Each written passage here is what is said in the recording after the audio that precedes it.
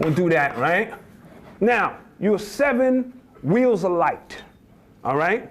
From the root chakra to the crown. So what I'm gonna do is, I'm gonna try to illustrate these 7 wheels. You know, we'll put one, we'll put another one there, put another one there. We'll call this one the heart one, throat, 1, 2, 3, 4, 5. All right. All right.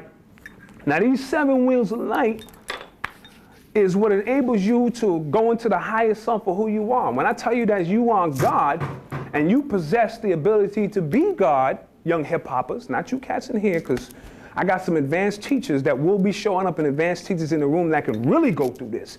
But I'm keeping it for some regular hip-hop nigga who's puffing a little herb right now, and he want to understand what the fuck I mean by chakras. So you 7 wheels of light, and these 7 wheels of light, when you tap into them, it enables you to go from your lower self to your higher self. Now, the root, the track is the spinal cord, you know what I'm saying? The 33 vertebrae up your spinal cord, which enables that energy to go from the base, you know what I'm saying? The root chakra, which, let me get this right, give you a little bit on each. They're all color-coded at that. So the root chakra, which is here, is red, all right? And some of its qualities matter relating to the material world and success. So we're gonna focus a lot on that during this lecture, because a lot of hip-hoppers never get past the material. All their rhymes is based on rims and shit. They're spinning, motherfucker, the rims are spinning. You know what I'm saying? On rims and shit like that. All right? Next one is the navel chakra, and it is orange. All right? Or the sacral plexus. And that one's here. You know what I'm saying? And giving and receiving emotions, desire, pleasure, sexual, passionate love. That's why a lot of cancers in their rhymes, they only talk about fucking, you know what I'm saying, mommy, I want to stick you and all of that. A lot of times they're not vibrating higher than that particular chakra. You know what I'm saying? I'm going to show and prove this before this lecture is over, because it's all science, all right? So a lot of the sexual energy and material shit niggas is rhyme about is here. If your words and the meaning of your words don't vibrate higher than that, that's all I can count on you for. You know what I'm saying? And we're going to show you how some rappers have actually moved up a little bit. So where's my paper? All right. All right, here is the solar plexus. All right, and some of the qualities is will, personal power, authority, energy, mastery of desire. So when rappers start moving up, and this one is yellow, you know what I'm saying? They start realizing, you know what I'm saying? I need to rap about something else. You know what I'm saying? I got to stop just talking about rims and bitches all the time. They start understanding, you know what I'm saying? And the energy starts to rise. You know what I'm saying? Up to the 3rd chakra. Now the 4th chakra is the heart chakra. This is the cross between the higher and lower. Before you can even access any of these higher chakras, you must open your heart. Now, when old school heads did hip hop, this is green, by the way. How they say you green with envy or something, they're talking about the heart chakra. These spinning wheels of light. You know what I'm saying? Most of the old school cats, they operated from the heart chakra and above, because they wasn't doing it for money. You know what I'm saying? They was doing it for the love of hip hop. You know what I'm saying? So I attribute that chakra to a lot of old school cats who did hip hop. You know what I'm saying? Throat chakra is blue. Think Biggie. You know what I'm saying? Even though he rhymed about a lot of shit here, the power of his voice and the meaning of his words. Who the fuck is this paging me at 5:46 in the morning? Crack of dawning. Now I'm yawning. Wipe the coal out your eye. See who's this paging me and why. That energy, you know what I'm saying? And now granted, like I said, Biggie rhymed about a lot of lower chakra shit, but the potential is always there. That's why Biggie was dangerous. The potential to wake up one day and say, you know what? I'm tired of rhyming about this shit. I need to rhyme about something else to lift my people up. And then a nigga cross over, you know what I'm saying? And be on someone, fight the power, which was Chuck D. Also attribute Chuck D to the the throat chakra. You know what I'm saying? Because that's where, you know, that energy came from. His voice vibrated and he did his thing. All right, we'll move up here to the brow chakra, what we call the first eye. Some people call it the third eye, first eye, but what we talking about, that inner eye, when you got to close these two and you can, you know what I'm saying, travel, dream, all the things you do about who you are, that's that third eye. The only rapper that I can say that really operated from that chakra, and this one is purple, was Rakim. All right, so this is indigo. I say Rakim simply because Rakim was the first one to actually bring the knowledge of self. He told you he was God, and he told you that you was God, and he had the lyrical sword to prove it. You know what I'm saying? Think about Rakim, not just putting words together, but told you that you was God. That was the most significant thing that ever happened in hip hop to me, beyond maybe The Message by Melly Mel. You know what I'm saying? No rappers have reached this point. But this is the crown chakra, in my opinion, because we're only dealing with my humble opinion right now. You know what I'm saying? Now, when Rakim reached here in maybe 80, let's say 88, when he was in his prime, you know what I'm saying? Something happened which brought the energy back down and started bringing it down and keeping it down, and that was NWA. Okay? I want you to see how it's a science. As we began to raise ourselves up through the lyrics and the words we was putting out, they got to counter everything we do. So NWA showed up in 88, all right? Into 88, I remember, and it totally fucked the game up. Now this energy, these wheels, if you can master these wheels, you can do anything you want to do. Astral project yourself, travel, higher realms of things, all of that. If you can get the lowest, the highest chakras to spin twice as fast as the lowest chakras, you out of here. It's just that simple. Now, a lot of us are not familiar with this, but they're trying to keep our energy down. That's why they keep a lot of sex, violence, and stuff, so you can't raise your energy up, the Kundalini energy up, to be who we were supposed to be. And I'm strictly talking hip-hop. I'm going to show you through hip-hop how these chakras come into play. I'm not even dealing with anything else but hip-hop today. So everything I discuss will strictly be about hip-hop. So I wanted to show that so the young cats can understand the chakras. Vibrations.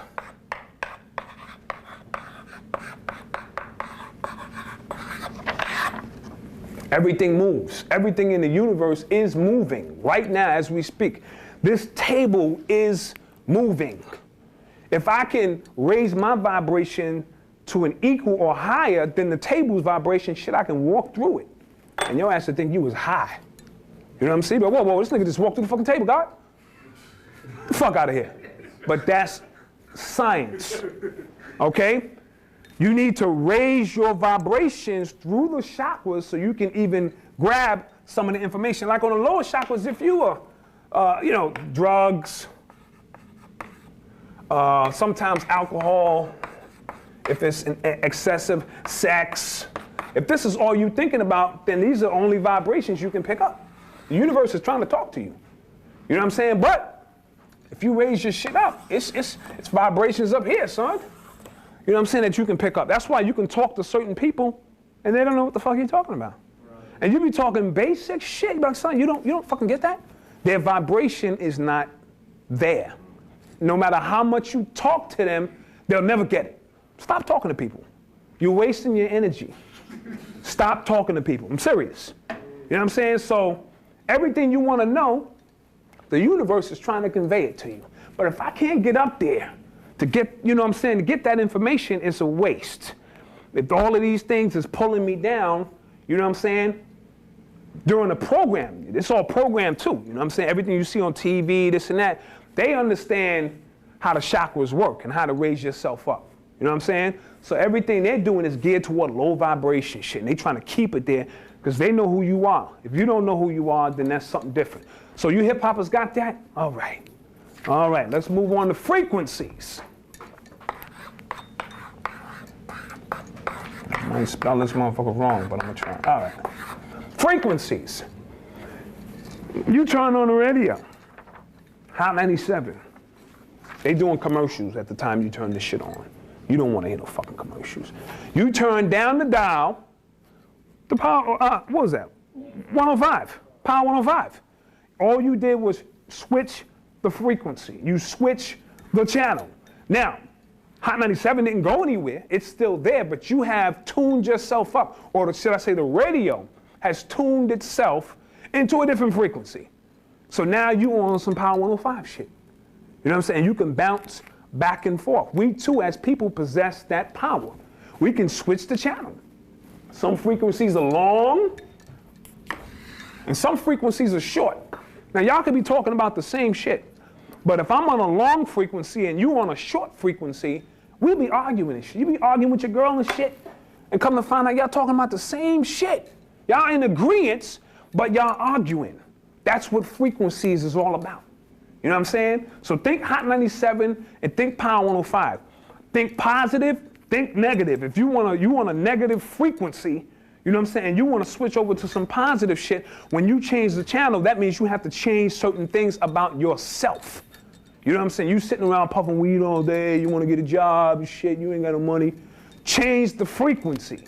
Put yourself, align yourself with motherfuckers who working. Align yourself and put yourself in a position where you can get a fucking job. It's just that simple. You know what I'm saying? Alrighty, we'll speed through a couple of these and shit. Occult. Just me hidden. You know what I'm saying? As brother Cypher, hey, get well, brother. I heard you a little under the weather right now, but get well. He's one of the eye openers 11, you know what I'm saying, that's be dropping this science. He breaks this down as being hidden culture. And I love that. You know what I'm saying? So when you hear the word occult, don't spook yourself out. You know what I'm saying? A lot of hip hoppers, I know you trained a certain way. That's that shit, that's that devil shit, son. Cult, son. It's not. It just means hidden. Everything is not out in the open. Certain things are hidden, and you have to search for them within yourself. You know what I'm saying? And that's a program too. When you go to the library or, you know what I'm saying, the bookstore, and you see that word occult, you keep walking. You be like, I ain't going in there. That's that scary shit. There used to be a saying that if you wanted to hide something from a black man, you put it in a book. Well, niggas is reading now. So now if you want to hide something from a black man, you put it in an occult book. It's just that simple. So you reading, but now they putting this shit in the occult and so-called satanic books, and you scared to go in there. You know what I'm saying? Understand the science. It's your shit. They preserving it for themselves because they the ones who tapping in, and I'm going to show and prove that before the day is over. So occult just means hidden. That's all. We all have an occult side about us. Metaphysics. I'm gonna break that down as just high science. Not the normal shit you working with.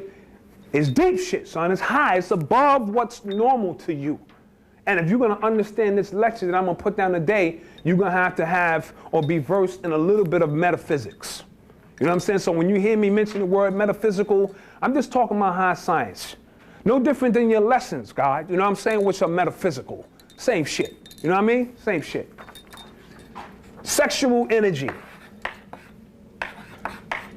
You'll hear me mention this because it's extremely pertinent when we're talking about hip hop.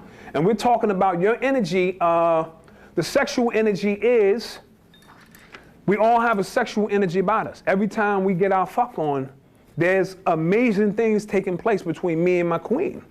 You know what I'm saying? Whether I choose to tap into that energy or not is on me. You know what I'm saying? But when the solar fact energy from the sperm, I tell you that I got shit from the sun inside my sperm, son. That's deep shit. Solar-phatic energy from the sun is what sperm is made up. That's why at the rape scene, at the Kobe scene and shit, they got to come in with the, what's that light that they use and shit, so they can see ultraviolet and shit. I got ultraviolet shit up in me. That's serious shit. Now, if you tapping into this sexual energy, it can work for you. If you do not tap into it, it's working for somebody else. So a lot of times, all these sexual videos and we getting our fuck on, but if we're not tapping into the energy, somebody else is eating that shit just like a tuna fish sandwich because they know how to tap into it. You know what I'm saying? So the next time you bust that nut with your girl, if you take your focus off that ass and focus on things that you want to bring down from the astral plane, I'm getting ahead of myself, things start happening. This is ancient science, fellas. We've been doing this shit for years. Years. You know what I'm saying? And it's hard shit to do, to focus, because you be on that ass, you be ready to make that shit happen. But you gotta, especially if you can get you and your queen and the shit together, oh my God. Shit, I might be driving around on new rims, they spinning, motherfucker. You see what I'm saying? It's a sexual energy that we all possess. And it comes back to the chakras too, raising that kundalini energy up and making something happen. Even if you're a fucking chronic masturbator, understand that on the astral plane of things, you bust off, you giving birth to babies on a whole other fucking plane. Simple as that. I don't even want to go to astral plane. I know I got billions of babies up there. Fucking child support gonna be serious when I get up to the fucking astral plane of shit. But that's just the way it works. Keep that real and shit. All right, so let's deal with esoteric, because I'm gonna talk about that. That's just the inner. We're talking about the inner things, sort of like occult. It's just inner things. When you go to church, this is probably what the reverend, if he's a Mason, is studying for himself. But this is not what he gives to the people. You see what I'm saying? This is shit he keeps for himself. He gives the exoteric shit to you. And this is how he's able to keep you a slave. He ain't studying the same shit you study. And don't get it fucked up. He's dealing with the esoteric knowledge, the ancient knowledge, which all of that shit breaks down to you being God. This shit right here, you waiting for God. You waiting for God on the outside of you to come and save you. And you know ain't nobody coming to save you. If you still think somebody coming to save you, turn the tape off now. Bottom line, turn the tape off. And keep that real. Aura.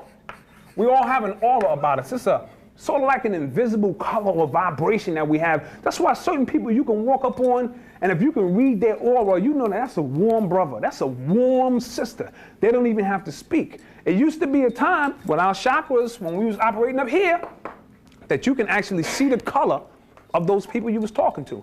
You knew who was sick and what they were sick from. Like, damn, son, you're always a little fucked up, son. You know what I'm saying? Take care of yourself. We've lost that ability because we believe that this third dimensional paradigm that we live in is all that there is.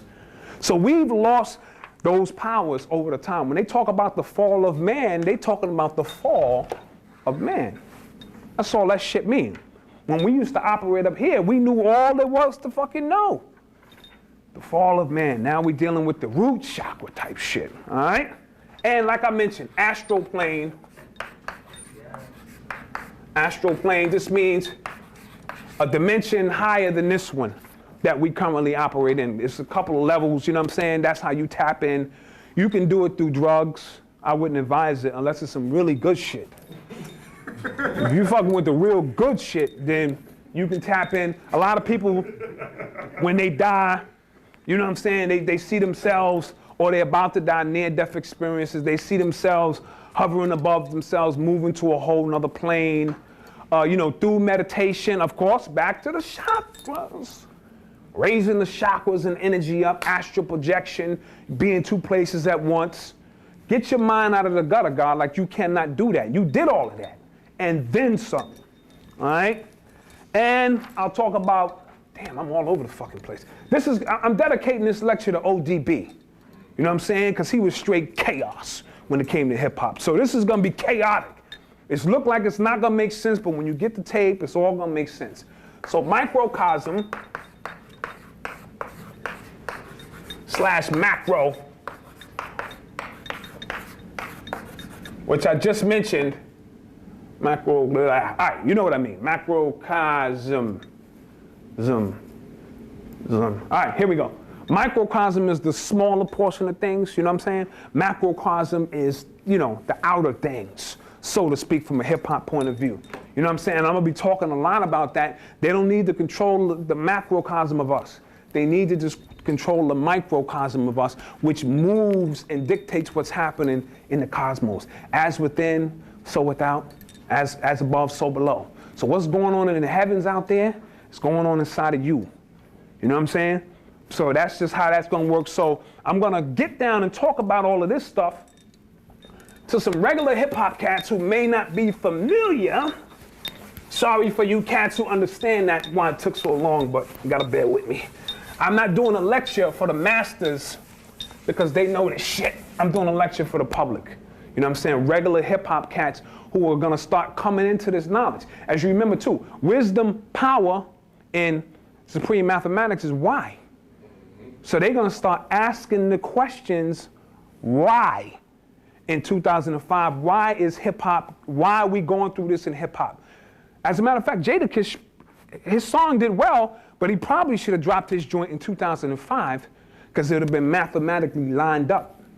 He can conjure a little bit more energy doing that. That's just basic mathematics. But they will be asking why. The children are going to be asking why.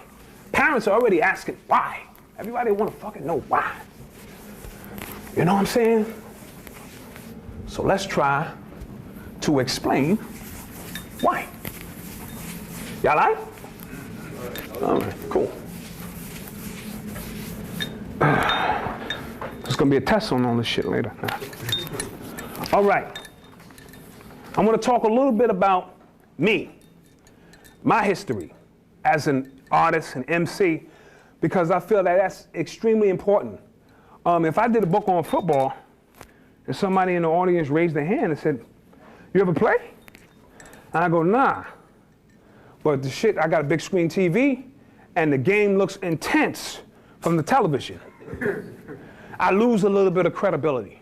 You know what I'm saying? Nigga, you ain't never played football. How the fuck you gonna? No, son, I got the HD shit, son. I'm at the game. That doesn't do well. So it's important to let cats know what I know about hip hop. You know what I'm saying? Also put a face to the writings that a lot of cats been reading. You know what I'm saying? Or who I am. Black Dot. Who the fuck is this Black Dot cat? All right. So I felt that I'll start a little bit about the history. Too many times you read articles or books written by individuals who either know nothing about hip hop in terms of living it or fabricate or exaggerate their knowledge of hip hop in order to add credibility to their story.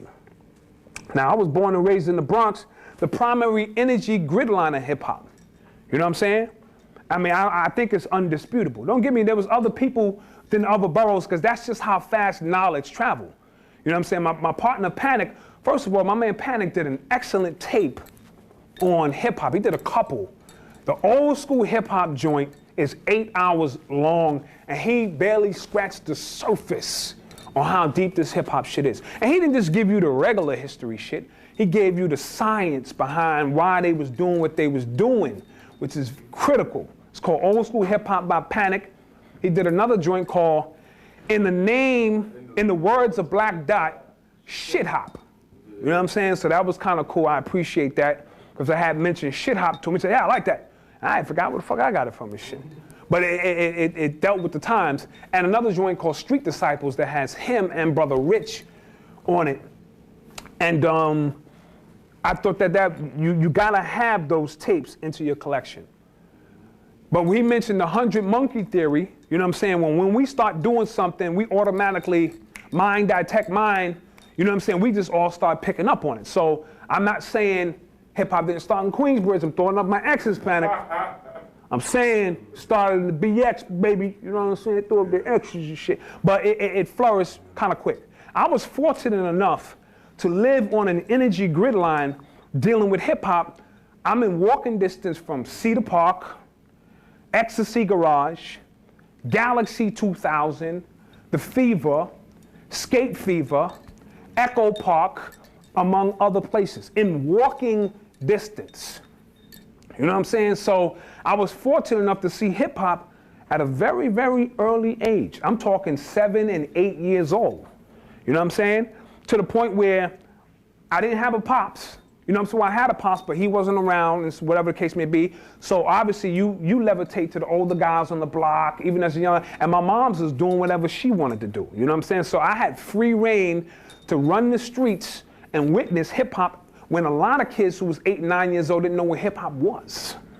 I participated in hip hop at 8 and 9 years old, 10 years old, 11. I wrote my first rhyme, which I'm gonna kick in a minute. I'm gonna get it fucked up. I gotta put that in the record books. So I'm from an age before turntables. Pause tapes. When we couldn't even afford 2 turntables, you had to make pause tapes, and you would come out and battle with your pause tapes. And that's what the older guys on the block did.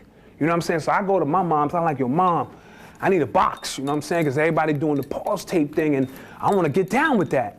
But it's got to have a pause button, because if it don't have a pause button, I'm screwed. We couldn't afford a pause button. She got me a box, and she had a stop button. Now, if you know anything about making pauses, you cannot make a pause tape with a stop button, because you'll hear all the clicks. My shit was dance to the drummer's beat, click, the dance to the drummer's beat. My edits and shit wasn't sharp. So I come outside, and everybody laughed at me and shit. You know what I'm saying? Based on my little tape and shit. That fucked me up for a while. You know what I'm saying? It took me years to recover. I needed hip-hop therapy behind that shit. But moms couldn't afford it, you know what I'm saying? So I did the best I could do until somebody on the block got equipment, and then I was able to sit there and, you know what I'm saying, interface with them and learn the basic elements of hip-hop. And that was the Magnificent Seven. I'm gonna call their names and put them in the Hip-Hop Akashic Records. When I say Akashic Records, this is the records of all the things that's ever happened. We can tap into it when we want. When we tap into the melanin, go up the chakras. Everything that has ever happened. So I'm calling this one the Hip-Hop Akashic Records, because there are a lot of people who contributed to hip-hop over the years that went unknown. Nobody knows their names, you know what I'm saying? They made major contributions to hip-hop. So I'm throwing that out there. My man Mo, Ali, Derek, John, Spider, Kevin, KK, you know what I'm saying? John was called DJ Adamant. I'm gonna throw that out there, you know what I'm saying? And so as I was growing up, they was doing jams on my block, Cedar Park, Herc, Grandmaster Flash. I actually grew up with the Cold Crush Brothers, you know what I'm saying? Which I'm very, very proud of. You know what I'm saying? As a young kid, I got to see hip hop in its rawest essence. When the Cold Crush finished a tape, we got the tape early on the block, because we was family. You know what I'm saying? So when other kids was trying to do their little routine, we had already had all the routines there was to have from the Cold Crush. I grew up with Special K from the Treacherous 3, Tila Rock, and his younger brother Tony Tone. I want to big them up. You know what I'm saying? I want to big up, I want to make sure I don't miss anybody. Chief Rocker Busy B, the greatest entertainer beyond Dougie Fresh. And Dougie Fresh is from a whole different paradigm. You know what I'm saying? So that's what was happening. As I began to do hip hop more extensively, I became Chiba La Rock. I gotta write that up there. I'm gonna write it down here.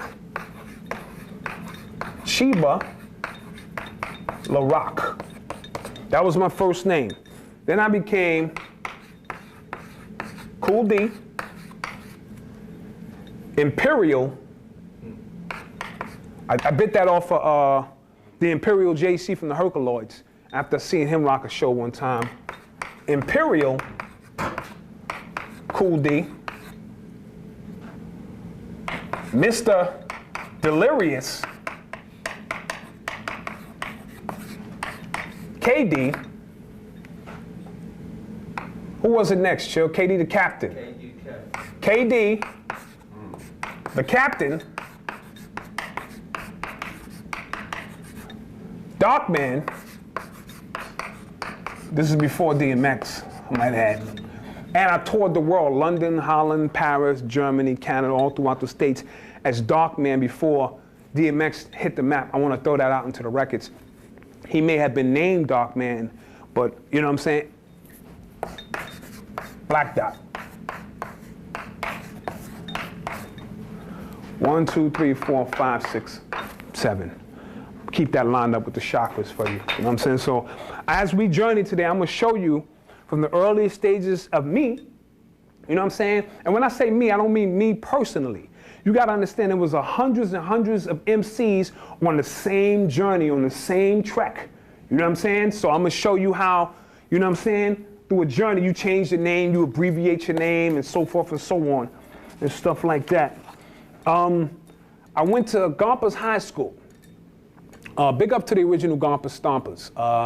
Who did we go to? We went there with Chris Lighty from the Violators. He went to Gompers with us. Tim Dog, of course. Fuck Compton. Tracy Morgan?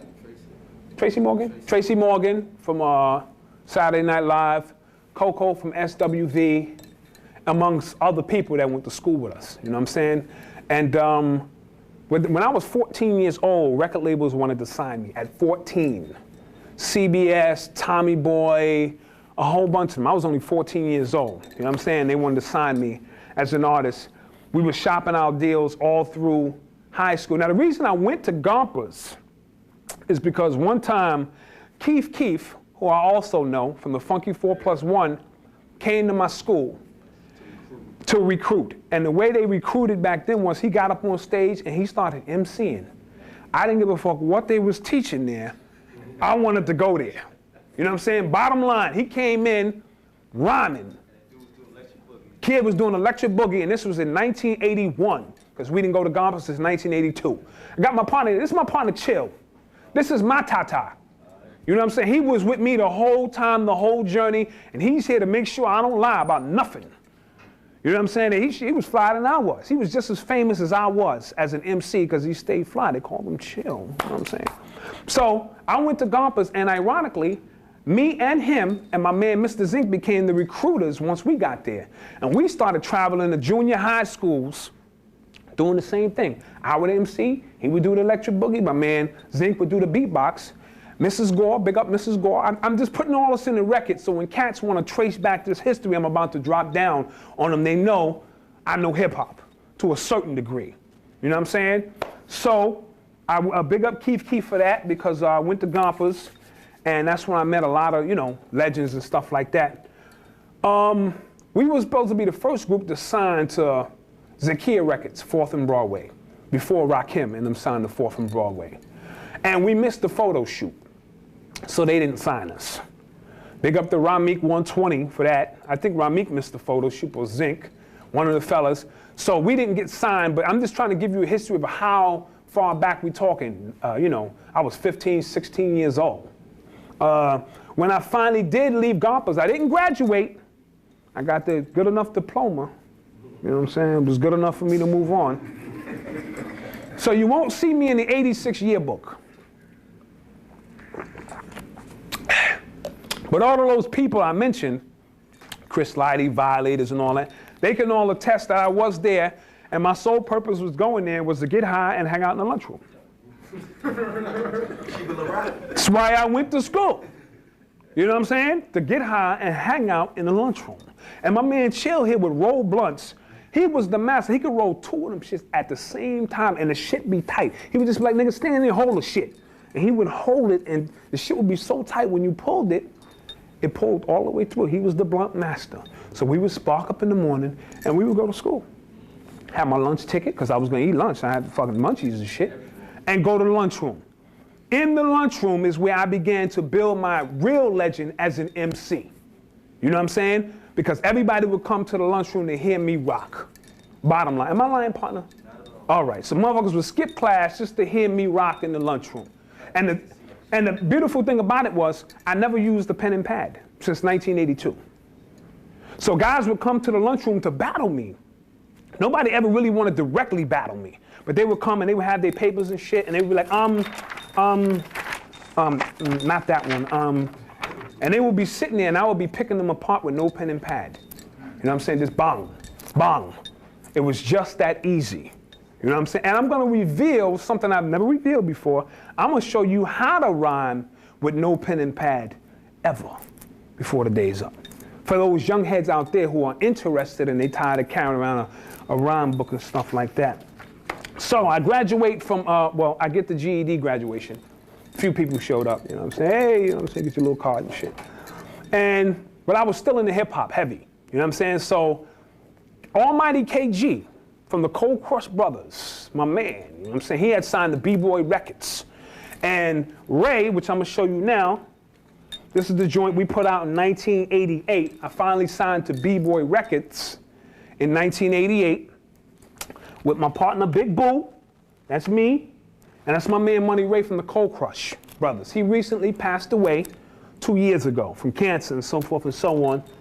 But that's the God, that's my man. I love him to death. he was the one who believed in me in the hood when nobody else believed in me. Now, he's an original member of the Cold Crush. A lot of people don't know that. He wasn't one of the original MCs because it was JDL, Kaz, Easy AD, and Almighty KG. He was one of the two dancers. Him and his boy Henry, and they was flyer than the Cold Crush. My man Ray was getting more pussy than the Cold Crush brothers at one time. That's just how fly he was. So he believed in me, and you know, we went up to B-Boy Records, and the way we signed this contract with B-Boy Records is crazy and shit, because it was like we didn't really know nothing about contracts, and we didn't care. I just wanted my music out. You know what I'm saying? I didn't care about contracts or what should I be getting.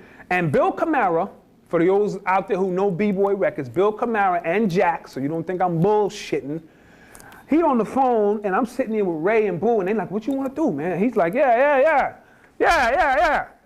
This is how I signed the contract. He on the phone, he's pushing some shit toward me, yeah. And we signed it. You know, we said, well, fuck it, let's go for it. You know what I'm saying? You know, I don't give a fuck, we signed it. So we signed it, and this is the joint that came out. If you look on the back, we got on throwback shit. Oh, you can't really see it in here. We had on throwback shit back in 1988. If you look a little closer, you'll see Chief Rocker busy being there. He got the 38 in his hand and shit. You know what I'm saying? So I want to big that up for all you hip-hop heads from 88 and beyond. Now, this was kind of late in the game for me as an artist. I was still considered a new artist, but this was kind of late. To come out in 88 was kind of like late for me, because I was, you know, doing hip-hop so, you know, so early on as a child. So the record label flopped. The record wasn't that bad. We had 9 songs on this joint. And back then, that's all you needed. We had a joint file DJ when Money's on the Mix, Fake Fly Girls, a shit called Joyce, which was my classic. We Don't Need Crack, The Bronx Is Back, Tall, Dark, and Handsome. We had a Love Tune joint. So back then, that's all you really needed. You didn't need 18, 20 songs with a whole bunch of people on your joints. You know what I'm saying? 9 joints. So what doomed this particular record was KRS-One. Now, keep in mind, KRS-One was the same reason I signed to B-Boy, because I said, damn, KRS-One is repping the Bronx. Got, you know, the Bronx, you know, South Bronx shit. I said, yo, we want to rep the Bronx too. But in the midst of us signing to B-Boy Records, KRS-One was getting off of B-Boy Records. And he made the famous quote, B-Boy Records, you just can't trust. Making funky music is a must. I'm #1. When he said that, motherfuckers wouldn't even play our record. We was going there, motherfuckers was breaking that shit. Get that shit out of here. Because they aligned up with KRS-One. Understandably so. You know what I'm saying? So when KRS-One, that shows the power of an MC as well. When KRS-One said B-Boy Records, you just can't trust, they got a bad rap. So when our record came out, no DJs would play it except DJ Red Alert. Cool DJ Red Alert.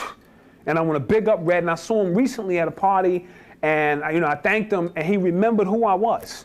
I said, yo, back in '88, I put out a record called Tall, Dark, and Handsome, and you was the only DJ who, you know, showed me love. You made me feel like a star for 15 minutes. He remembered the song, he remembered the crew and everything. A good DJ would, you know what I'm saying? So I want to big up Red Alert for banging that. But of course, the record didn't do what I felt that it should have done. You know what I'm saying? It was comparable to the times of what guys was putting out in '88, but it didn't do what it supposed to done. My first royalty check was 16 bucks. And I hung the shit up on my wall, and people didn't understand. Why the fuck would you hang up a check for $16? Because I wanted it to remind me that hip hop was a business as well. And we knew nothing about the business. We didn't care about the business. We just wanted to put our music out. You know what I'm saying? So we disbanded. You know what I'm saying? The only way for us to continue making music was to disband. Ray went back to the Cold Crush, because when JDL got locked down, they promoted Ray to MC, to rock with the Cold Crush, to keep the original flavor. Boo went off to do his thing, and I became KD the captain. You know what I'm saying? And, you know, still doing my thing, putting out demos. I went platinum in demo tapes. I want to throw that out there. I was fucking triple platinum in demo tapes. We kept a demo out every fucking week and shit. You know what I'm saying? And then one day, Tim Dog, you know what I'm saying, from Fort Compton, he gave me a call. Went to Gompers with me. Big up to Tim Dog. He was the only cat in the hood who came to get me and showed me the world. So I don't have no beef with Tim Dog whatsoever. He said, suit up, nigga. He knew I was nice. He said, suit up. He had to fuck Compton out. Underground, #1 single with no radio play. That song is going to be critical when we get into the analysis of the Matrix. A lot of that shit kind of slipped under the radar with the East-West Coast War, but Tim Dog was the first one to throw a shot to say, fuck Compton. And it sort of broke the spell because we was into that shit. We started getting into that West Coast shit. And what happened with him was he said every record label he went into, they wanted NWA. Do you sound, can you do gangster rap? Can you do gangster rap? No, we from the East Coast. We didn't do gangster rap. Not like that. Cool G rap when that nigga was legit with his shit, you know what I'm saying? And he was just one aspect of hip hop. It wasn't a whole, you know, crew of gangster rappers. Him and my man from Philly, what's his name? Schoolie D? He did some gangster rap. He's in jail. He in jail, yeah, he on lockdown now. But Tim Dog called me and, you know, took me around the world and treated me equal. Money, stage time, women, he treated me equal, and I appreciated that. But as hip-hop began to move more and more inside of the matrix, I knew that that element of hip-hop wasn't for me. I was not a gangster rapper. I was a lyrical swordsman. You know what I'm saying? Big difference. You know what I'm saying? So that's the history, and I want to show. Then at that point, you know, Tim went his way, I went my way, and we put out a joint on our own. My partner Chill helped finance the joint. It's called Leatherheads. A&R Killer, the hip-hop play. We did an actual play on wax. You know what I'm saying? From beginning to end, breaking down our struggles in hip-hop music. You know what I'm saying? We made a mistake with it, and I'll break that down in a minute. But this was our struggles, this was our money, this was our journey. You know what I'm saying? This is what we was taking, and this came out in 1993, 93 or 94. This was the last project I did, which was 94. And A&R mean artisan repertoire. If you go into a record company and you got a demo, that's who has to get it, the artisan repertoire person. They're the ones who sign the new talent, scouting new talent. Now, of course, you can go above the A&R person if you got some juice. You can bypass all that nonsense. We didn't have no juice, so we had to deal directly with the A&R. We got tired of them telling us we wasn't hip-hop. You know what I'm saying? This ain't what we looking for. We looking for this, we looking for that. We got tired of that. So we put our own money together, you know what I'm saying, put out our joint. Now I remember taking this joint up to Flex, at Hot 97 and shit. Man, there was an uncomfortable silence when I gave him the album and shit. I was like, yo, son, you know, it's the album, you know, Tall, Dark, and Handsome. I mean, you know, Leatherheads joint, put it out on our own and shit. You know, check it out and shit. And he stood there and we were standing there and shit. I was like, yeah, you know, a couple of songs on there, it's nice, shit, you know. We did about 8 or 9 cuts, you know, it's like a play, you know what I'm saying? And he was just standing there. And we were standing there not realizing that maybe there was something else that was supposed to take place. Some kind of monetary transaction, I don't know, but we were standing there, never played it, that's all good, you know what I'm saying? But we didn't understand the business aspect or the underworld of what was going on with breaking new artists. We just wanted to put our music out, you know what I'm saying? So with that, I can cover that so that you understand where I'm coming from when we deal with hip hop. My first joint, Little Bo Peep, started to weep because the poor little thing didn't know how to freak. She put on a coat and looked at the clock and went to the disco and started to rock. Yes, yes, y'all, and you don't stop. That was it. And back then, that was considered long shit. You can get killed on the mic, hogging the mic like that. But just to go to show you the essence of where rhymes was. Nigga wasn't rhyming in 16 bars. Niggas had little rhymes like that in pockets. And I used to trade rhymes with the older dudes on the block. That's how nice I was as a shorty. But which really meant that I kept my rhyme and his rhyme too and shit. But we made it seem like we would trade rhymes and shit like that. But that's how far back, and that was 1979. You know what I'm saying? I was 11 years old, but was at the mecca of hip hop, right on my block. University Avenue, Cedric Avenue, right around that way, where hip hop, Herc lived down the block. Put it like that. If you want to know, if you want to pinpoint where I'm talking about in terms of this energy grid line of hip hop, Kool Herc lived down the block. You know what I'm saying? It was no big deal to see Kool Herc. I appreciate them now because they're the gods.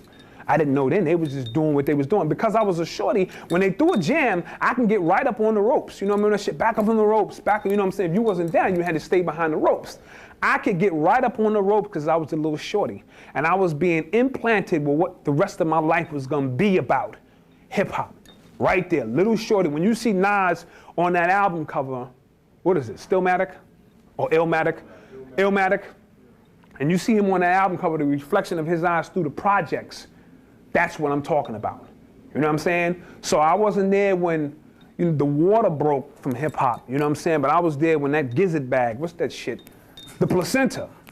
When that shit popped out of hip-hop, I was right there as a shorty. You know what I'm saying? And was practicing, a young practitioner of hip-hop.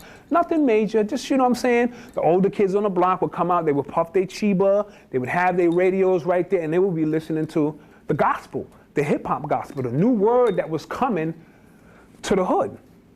You know what I'm saying? Right. I'm AJs and overlaps, player. I go back that far. I go back to British Walkers, Playboys and shit. I go back when Mock Necks had to pass the 10-second stretch test. Remember that shit, nigga get mad at you? You got your Mock nigga pull your shit and count to 10 and see if your shit is real. If your shit don't pop back, oh, that shit is fake, son. That's how far back in hip-hop I go. You know what I'm saying? Paul's tapes, Mock Necks, British, all that kind of shit. My first tag, let me show you my tag. Because I told you had to be kind of versed. I don't know what I did with the other shot. Oh, the mic fell too? Yeah, give me a second. Give me a second. What I do with that chop? The white one I had and shit. Oh shit, I'm fucking blind. All right, my first tag, which I wasn't, you know what I'm saying, into hip hop. I mean, I wasn't into tagging like that. But that was my little tag and shit. You know what I'm saying? That was my tag. Cool D. That was my name and shit. That was my tag. Now, my man Chill was nicer. You know, other cats did their thing, but you had to be versed in all of the elements. You know what I'm saying? So when I was putting up my tag, that's what it was and shit. You know what I'm saying? One piece on his hat and shit like that. That's what it was. So now we got some history out of the way, or at least a general history of who I am. So I don't want you to let the baby face fool you or something. Think I'm some young cat and shit like that. You know what I mean? So now, I'm gonna do something really quick. I'm gonna do a hip-hop fast and ritual, all right? Before we proceed any further, something we must do to ensure that we have a safe trip. This will be done so that we don't get caught up into thinking that the matrix of hip-hop is real or locked into a negative frequency that's hard to escape. We must take a hip-hop fast and do necessary rituals for protection. Fasts are taken for many reasons, some spiritual and some for health purposes. In this case, our hip-hop fast will represent a little bit of both. The food we eat can bog us down, especially if these foods are heavy. It requires a tremendous amount of energy to process this food. This energy is drawn from all parts of the body, including the brain, to get the job done, leaving the body weak and drained and ready to shut down. In other words, niggeritis. All right? That's why most people need a nap after a good meal. It gets worse when the type of food we eat is added to the equation. You know what they say, you are what you eat. Foods that carry a dead vibration or dairy which carries a low animalistic vibration forces us to think on those levels. The same rule applies to terms of hip-hop food, except this is food for thought that we're talking about.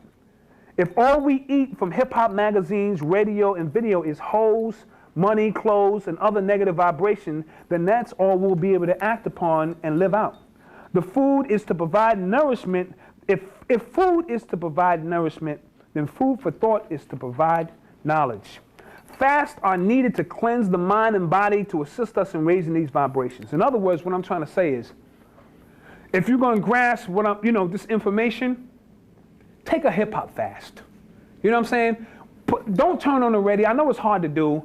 Don't turn on Hot 97. Don't pick up any hip-hop magazines for 30 days. I want you to do a 30-day fast with me. So watch the tape. And if you don't get what I'm talking about, take the hip-hop fast and then watch it again. Because once you step out of something, it's easy to look in and in retrospect, see what's really going on. You know what I'm saying? So that's the easy part. You know what I'm saying? We're going to deal with the word We're going to deal with the ritual. All right, the ritual, the word ritual makes a lot of people nervous or spooked out. Most associated with being evil, satanic, paganistic, of the occult, or some magic mumbo jumbo that doesn't work anyway. If the current box you're operating within won't allow you to get past these myths and misconceptions, then you got to do what you feel, you know what I'm saying, in terms of a ritual to be comfortable. However, you better understand this. The very people that run the hip-hop matrix that have us on this physical and mental and spiritual lockdown do believe in rituals. Not only do they believe, but they perform them every chance they get. Pay attention to when they drop certain movies, albums, or major events. It usually revolves around moon cycles, the winter and summer solstices, spring and fall equinoxes, or special star alignments that enable them to tap into the energy source to use as they please. I don't have to tell you on how and what the fuck they're using the energy for. You know what I'm saying? Pay attention to when they drop these movies, albums, and stuff like that. They lining that shit up from a cosmic standpoint of view. We too busy in the hood thinking it ain't real. It's real. You seen in Fade to Black, when Jay-Z went up in my boy crib, Rick Rubin, who he called an architect, by the way, we're gonna get into that shit. He had the book of what? Black and white magic right up on his altar. He had them beads in his hand and shit. Looked like he was chanting some shit. What the fuck was that shit? He got the big ass beard and shit. They practicing something. Whether you choose to do so or not, that's on you. I'm just trying to show you what they do. All right, so what I want to do real quick is, nothing spooky, and see, you dealing with rituals whether you understand it or not. When you pour out a little liquor for your dead homie, that's pouring out a libation. It's the same shit. You know what I'm saying? It's just that you're not calling on that energy or trying to really line yourself up with that energy. Or them people who pass away, because energy can never be destroyed. That shit just takes on a whole different form. So if I can tap into an energy source that's not of this physical plane and line up with that shit, that's more energy for me. You know what I mean? So every time you get out there and you pour a little liquor for your dead homie and shit, that's what you're doing. You're doing alchemy when you puff blunts. Those are the four elements: earth, air, fire, water, right there. Shit, the weed is from the earth. You know what I'm saying? The water, when you lick and tie that shit, that's the water. You know what I'm saying? The fire, when you spark that shit up, when that shit hits your lungs, that's air. That's earth, air, fire, water. Every time you take a blunt to the head, when you interface that shit with the melanin you got, oh, you know what I'm saying? That's why oxygen is tapping in. So if that's what you got to do, like for instance, we lit some incense, you know what I'm saying, which is alchemy as well, transferring one thing from one stage to another. I meant to throw that up in my hip-hop glossary, the word alchemy. We're talking about transferring something from one state to another. And you know, in these little alchemy books, they say, you know, for base metals into gold. We're talking about transforming man into God, basically. And I'm going to show you how, through hip-hop, we do this. So I'm going to pour out a little liquor for some dead homies. These are going to be all hip-hop homies and shit, you know what I'm saying? And this is Hennessy, so they better appreciate this shit. You know what I'm saying? Let's call him Cowboy from the Furious 5. Let's change it up. Let's say real hip-hop. You know what I'm saying? So Cowboy. Real fucking hip-hop. Big Pun. Real hip-hop. Biggie. Real hip-hop. Tupac. Real hip-hop. My man, who was that, Freaky Ty? Real hip-hop.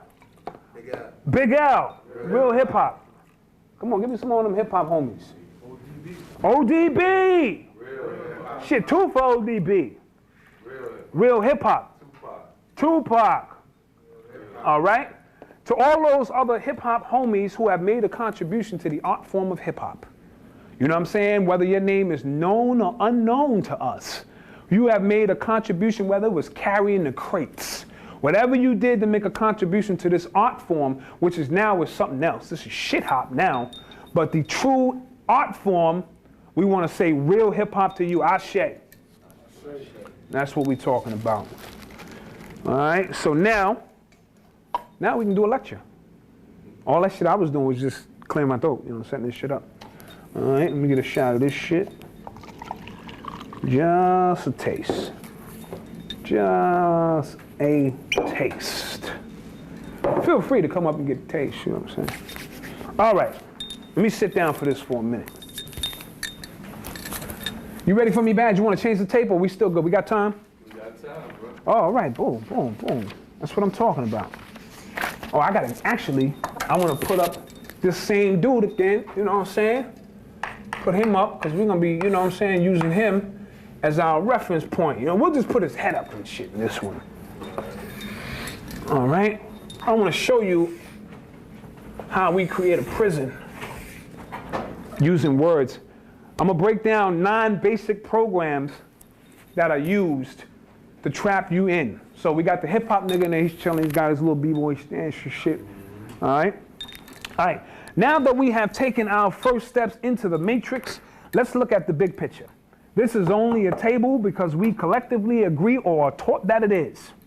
Those who bring about these agreements and teachings through words, education, religion, superstition, food, music, time, and light create and control our reality. If you break down the word matrix, ma equals mother, or in this case womb, and trix is an illusion. So we'll put that up there too. We'll say this equals mother, or, you know, womb. And tricks, it's just what it is. I know chicks turning tricks on the head. No, it's an illusion. So in essence, we've been birthed into an illusion. And I want you to keep this in mind because we're dealing with hip hop. Everything is hip hop. We've been birthed into an illusion of what we think hip hop is. All right? All right, bear with the God. All right, it's not real. However, our perception makes it very real. The mind doesn't know what's real and what's not real until perception enters the picture. When one is limited to the basic sensory of perception, which is see, touch, hear, smell, and taste, this makes it even much more harder to determine what is real and what is the matrix. The matrix has written certain programs designed to fool our perception into believing that it is real. In a nutshell, fellas, this is what the matrix is all about. However, we must tap into our sixth sense and beyond to crack open the nutshell to understand the inner workings if we are to defeat it. All right? Words. Let's just make it seem like this is a program. Words. Words. All right? Let's look at that. You know how in the matrix, the numbers and shit is coming down? We want to use letters and shit. So words. All right? Words are power. When spoken, they vibrate. The stronger the word is, the heavier the vibration it carries. This is especially true if it is spoken in one of its original languages like Latin or Hebrew. The old saying, sticks and stones may break my bones, but names will never hurt me, is bullshit. Words can crush you or lift your spirits. Words can motivate, inspire, or enlighten you. For centuries, prophets have been moved the masses of the people armed with nothing more than the words. Monks have been known to chant words like Om for years to raise their vibration. The word itself is composed of the 4 elements, earth, air, fire, and water. The earth is represented by the tongue. Air is needed to form and pronounce words. Water is represented by the saliva in the mouth, and when combined with the movement of the tongue, you spit fire. The Bible states in the beginning was the Word.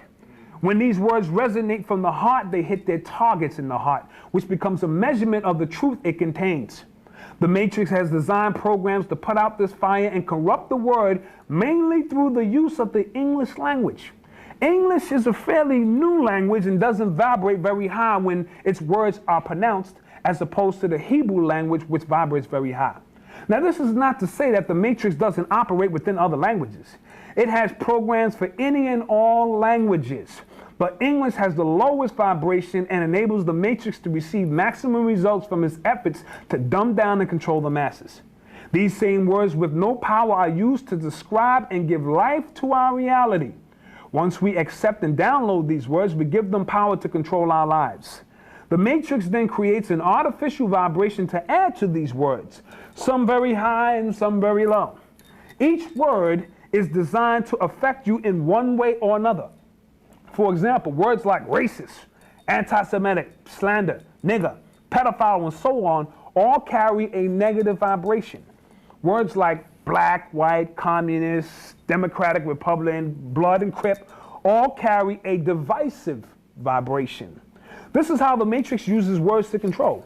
It's a complex system with many words having multiple meanings that make it difficult to master. Even if you mastered the English language, you still couldn't defeat the matrix. Shit, it's like trying to defeat your favorite video game. It knows every possible move that you can make before you make it. However, the English language and the power of words in general puts us one step closer to victory. All right, now the English language is a bunch of shit. You know that. You know, and by using these words, you fall right into what they want you to, you know what I'm saying, how to control you. The spelling, as Brother Phil Valentine broke it down, the spelling of these words is putting you under some kind of hypnosis, you know what I'm saying? So you using their words and they're becoming powerful and you not. Now, as I'll break down a little later, that's why we changed the vibrations of certain words in hip hop. If we kept the word the same but hot, deaf, flavor, we gave them a whole different vibration. You know what I'm saying? And once we changed the vibration, then we was able to use the word in a whole different context. Let me show you how they counted that though. Now they got slang in the dictionary. So now anybody can use the fucking word. Once they start putting our slang words in the dictionary, they're killing the vibration to the word that we created. Now white people can say deaf and great and you know what I'm saying, it's fucking hot, man. Bling bling is in the dictionary now. You see what I'm saying? So once they do that, that's how they counter the energy from the words that we're using because they know this ain't our language. You know what I'm saying? As a matter of fact, fuck it. Speaking in general is fucking low vibration shit. We didn't have to speak. We dealt with, you know what I'm saying, mind to mind. Speaking is when we fell down the chakras. You know what I'm saying? And we had to fucking speak, and grunt and shit like that. You know what I'm saying? Well, that's devils and shit like that. Now, let's go back to my next program, a word on the program list. Education. Now you may say, what the fuck does this have to do with hip hop? But I'm going to show you. So now I'm going to show you how you box yourself in. The word education derives from the Latin word educare, which means to draw out that which is in. That means whatever there is to know, you already know. It just has to be brought out of you in a certain way. In ancient times, the methods used to educate included music, storytelling, writings, pictures, dance, and real-life situations that involved a lot of interaction between student and teacher. The rise of our educational system today is structured to force shit and information into us as opposed to drawing out. Because the matrix doesn't want you to rely on what you know naturally. It wants you to rely on what you have been artificially inseminated with. It only wants you to access files that have been downloaded into your brain and not tap into the files that are encoded in your DNA that would give you access to infinite knowledge. Seventh chakra, infinite knowledge. You know what I'm saying? So they don't want you fucking with that. From preschool to high school, we are downloaded with the basic educational package of science, history, reading, and writing. Now, math is universal. But the way that it is taught to us stifles our ability to master it properly and use it to unlock the matrix. Albert Einstein said math is the key to the universe. Shit, even he knew that. But didn't he fuck up trying to go higher than 6? He bust his brain cells trying to get higher than 6 or some shit? Trying to go where God can go? You can't go there, player. Bust his brain cells up and shit. You know what I'm saying? If that's the case, then miseducating us when it comes to math is the matrix's #1 priority. From an early age, we are placed in overcrowded classrooms with dim fluorescent lighting and boring teachers as a part of a dumbed-down process to manufacture robots. The hallways and lunchrooms are gloomy, and it's no coincidence that they resemble prison cells and mess halls. If we follow the program set up by the matrix successfully, that's exactly the course of destination for many of us, from school to prison. We're flooded with information and then instructed to memorize it at a rapid pace. We are then tested to make sure that we have accepted this information as truth. That's what school is all about. You know what I'm saying? This is why I could always flourish in school even when I didn't fucking go. I was out in the hallway puffing weed, but I knew right before the test all I had to do was study the shit. And it would piss the teachers off because I never showed up for class. But I get 80s and 90s on the fucking test. You know what I'm saying? Because I had the ability to retain information. That's all school is about. You know what I'm saying? Truth is the basis of our, this is the basis of our education. The better your memory, the more you can excel under this system. However, that's exactly the plan. Have their information seep deep down into the memory bank of your subconscious mind so that you can begin to act out on what you have been downloaded or what you have downloaded. Once we finish the initial 12-step program, which is high school, we move on to more advanced levels of brainwash programming. So it's safe to say that going to school will only make you dumber. Let me say that again. Going to school will only make you fucking dumber. Wow. All right? It's just that plain and simple. Now, not saying that you can't go in and navigate around things and get something out of it, but if you just dare to be programmed, that's all the fuck you're gonna do is be dumber. And the further you advance, the dumber you become, because it only shows how much you have accepted the programs that the Matrix has set up to control you. You are then paid very well for following orders and keeping the Matrix strong. It's important that we become free thinkers and go against the grain of the Matrix, because that's the only way we can short circuit the system. All right? Education in their sense of the word. All right? I'm lining all of this up. I want y'all to pay attention, because all of this is going to play. When I get dead into just beats and rhymes and shit, this is all going to play a major role. All right. Religion. Ooh. All right, so he's about to be boxed in. You know what I'm saying? With all the bars and shit. All right, forget my artistic work. Religion is a touchy subject for most, especially if you are operating out of one of the preset boxes that the Matrix has set up for you. Now, let me set this up over here. All right, put a box here. And let's put a box here. Fuck it, put a box there. All right, so in this box we'll put, let's say, Christianity. In this box, Islam and Judaism. Those are the main three, right? So to speak. There's plenty others. Motherfuckers are making up their own religion. Now hip-hop is a religion and shit. Curtis Blow has got his own church up in the Bronx. Yeah, he's doing like some hip-hop religion stuff. I love Curtis, but Curtis, I don't, you know what? I'm gonna come to your church one day and I'm gonna sit down. I gotta do the story. I can't just, you know, blast him out, because he might be on some esoteric shit. His name's still Curtis Blow? No, his name might be Reverend Curtis. Reverend Blow. Reverend Blow. Reverend Blow. All right. Religion is a touchy subject for most, especially if you are operating out of one of the preset boxes that the Matrix has set up for you.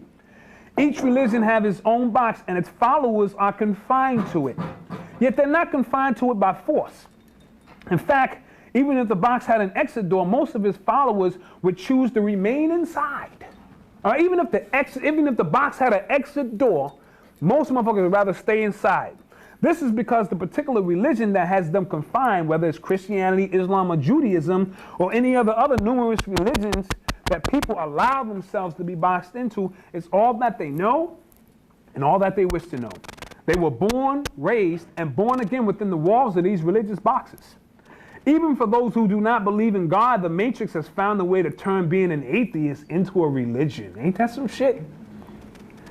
Thus creating a box for those followers as well. The Matrix is out to control your mind, body, and soul. And it has a box for each. The mind is held captive in the box of education. And the body is held captive in prison cells. However, the most important box for them to control is the one that contains your soul. That's where religion comes in. Praise God. Long after the mind and body have decayed, the soul will remain. The soul is our direct line to God, the Creator, the Supreme Being, the One, even Lucifer, depending on which box you operating out of. All right, depending on which box you operating out of, right? When functioning properly, this line will enable, the soul is our direct line, right? So when functioning properly, this line will enable one to truly know thyself. Religion has placed a splice in the line and redirected the calls. All right? Why? What is the Matrix? What is it that the Matrix doesn't want you to know about the true link between you and God? Perhaps that you are God. So they use religion to keep the lines tied up and busy so that you can't complete the one connection that can free you forever. Religion as it is used today is nothing more than a tool by the masses to keep us subservient by capturing the highest essence of oneself in a box that's hard for most to escape. Religion is also big business. You niggas is big pimping in the church. Motherfuckers is rolling around on 24s, nigga. Fucking rims are spinning. The reverend is leaned back, nigga, like this. That's serious shit right there. So while they're holding your soul captive in a box, they're also draining your pockets as well. The nerve of the matrix. Yet all forms of religion are not that bad. There are two basic forms of religion that I like to focus on. Exoteric and esoteric. We talked about that earlier, right? The esoteric is what is given to the masses. It keeps them, the exoteric, it keeps them searching for God outside of themselves. In fact, the very word exoteric means outer. As long as the matrix are looking out, as long as the masses are looking outside of themselves for answers, it allows the matrix to control them. Esoteric means inner. All right, those who study esoteric religion know and understand that the power of God lies within them. That's where the true power of God can be attained. Christianity is the exoteric. Gnosticism or the Gnostic scriptures would be the esoteric. Judaism, outer shit. The Kabbalah or the Tree of Life would be considered the esoteric. Islam, exoteric. That's some outer shit. The Sufism or the Sufi teachings will be more of the innerteric. You know what I'm saying? I mean, the esoteric. Our goal is to conquer each box until there are no boxes left to conquer. It is only then that we can unleash the God within ourselves to bring the matrix to its knees. So when I'm talking, this is right here, this will be the exoteric. Everything seems to be divided apart, but when you go deeper, you see that all them damn boxes are connected. All that shit is the same shit. 3 minutes. Oh, 3 minutes. Okay. So when you're just dealing with religion on the surface of things, everybody's against each other. You know what I'm saying? Fuck you, I'm Christian, I'm Jew, I'm this, that. I follow Buddha, I smoke Buddha, you know, whatever the case may be. All of them religions are tied to each other when you start going real fucking deep. Superstitions. I gotta put up the superstitions box. Superstitions. All right, motherfuckers is boxed in my superstitions too. All right, I'm gonna blaze through some of this stuff. This is what the matrix fears the most. One's ability to believe or have faith that an action, object, or circumstance that is not logically connected to the course of events can influence its outcome. Those who believe in superstitions live on the realm of the illogical and unexplainable. In other words, the magic realm. The key to its effectiveness is one's faith and belief. This is the only thing that can give a superstition true life. The matrix knows that the only way that it can survive and have power over you is your faith and belief in it, and only it. So it has created tons of negative press around superstitions to discredit them. It also uses methods to circumvent energy from superstitions that could generate real power by flooding the mainstream with thousands of made-up superstitions that have no real power at all. This is to confuse and deter you from tapping into power, any power greater than the matrix. It's also done to keep the superstitions with real power reserved for the chosen few. There are many superstitions that people believe in, like never walk under a ladder, if you break a mirror, 7 years bad luck, black cats are bad luck. When you open an umbrella in the house, you know, don't do that kind of shit anymore. When these superstitions, whether these superstitions hold true or not, or are force-fed to us by the matrix to confuse us, is besides the point. The fact that these type of superstitions are minute in power and don't threaten the reign that the matrix has over us is the real issue. So whether you believe that shit or not, it doesn't have no power, so they don't really fucking care. Superstitions in the form of witchcraft, black magic, satanic worship, voodoo, and sorcery are the ones that the matrix uses all of its forces to make sure that you flee from, yet these are the very superstitions that they guard very heavily. You ever notice that? They give you all that Christianity shit, all that walk on the black line. Don't fuck with this shit. Why is that? You know what I'm saying? Because they want to keep that energy source tight. If you keep pulling on, if something is an energy source, let's say this whole shit right here was Christianity, and we keep feeding into it, pulling off that energy. Ain't no energy left in that shit. You know what I'm saying? Ain't no energy. Everybody, Jesus, Jesus, shit, ain't no energy there. But the satanic shit, some energy left in that. I'm saying the occult science shit, they don't fuck with. And they do that for a reason. You know what I'm saying? On that note, we're going to take a small break, and we're gonna come back because we gotta change the tape. Nature. Now, my man Will just told me something about, as I was breaking down superstitions when I talked about 7 years bad luck, when you break a mirror, it's supposed to be 7 years bad luck. He was saying that back in the day, mirrors were so expensive that when you broke one, it might be 7 years before you can buy a new one and shit. So that's where that particular terminology comes from. The number 13, and they always tell you that's a bad luck number, stay away from that number. It's because that number actually means what?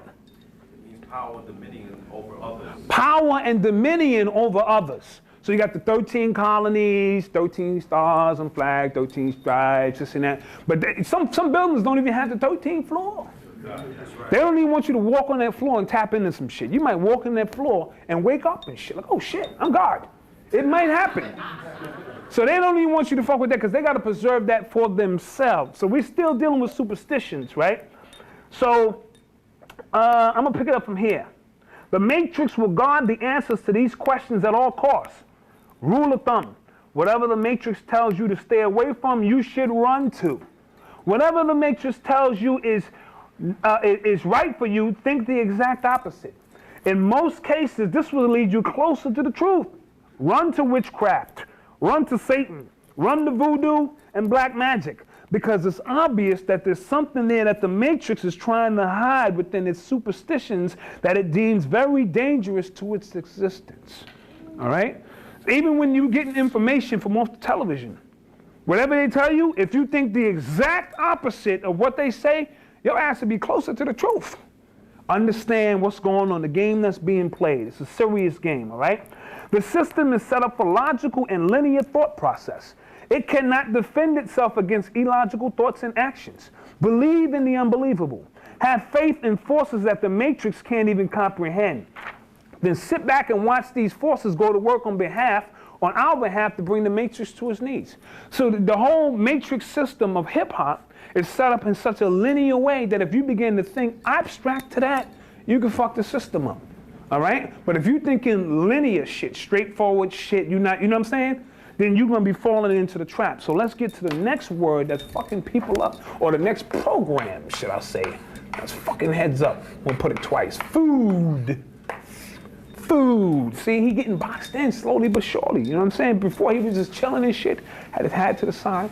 Now we boxing his ass in with these programs and shit. As I mentioned in the hip-hop ritual, you are what you eat. It's a phrase that we've all heard before, but how many of us truly abide by it or have even given serious consideration to its validity?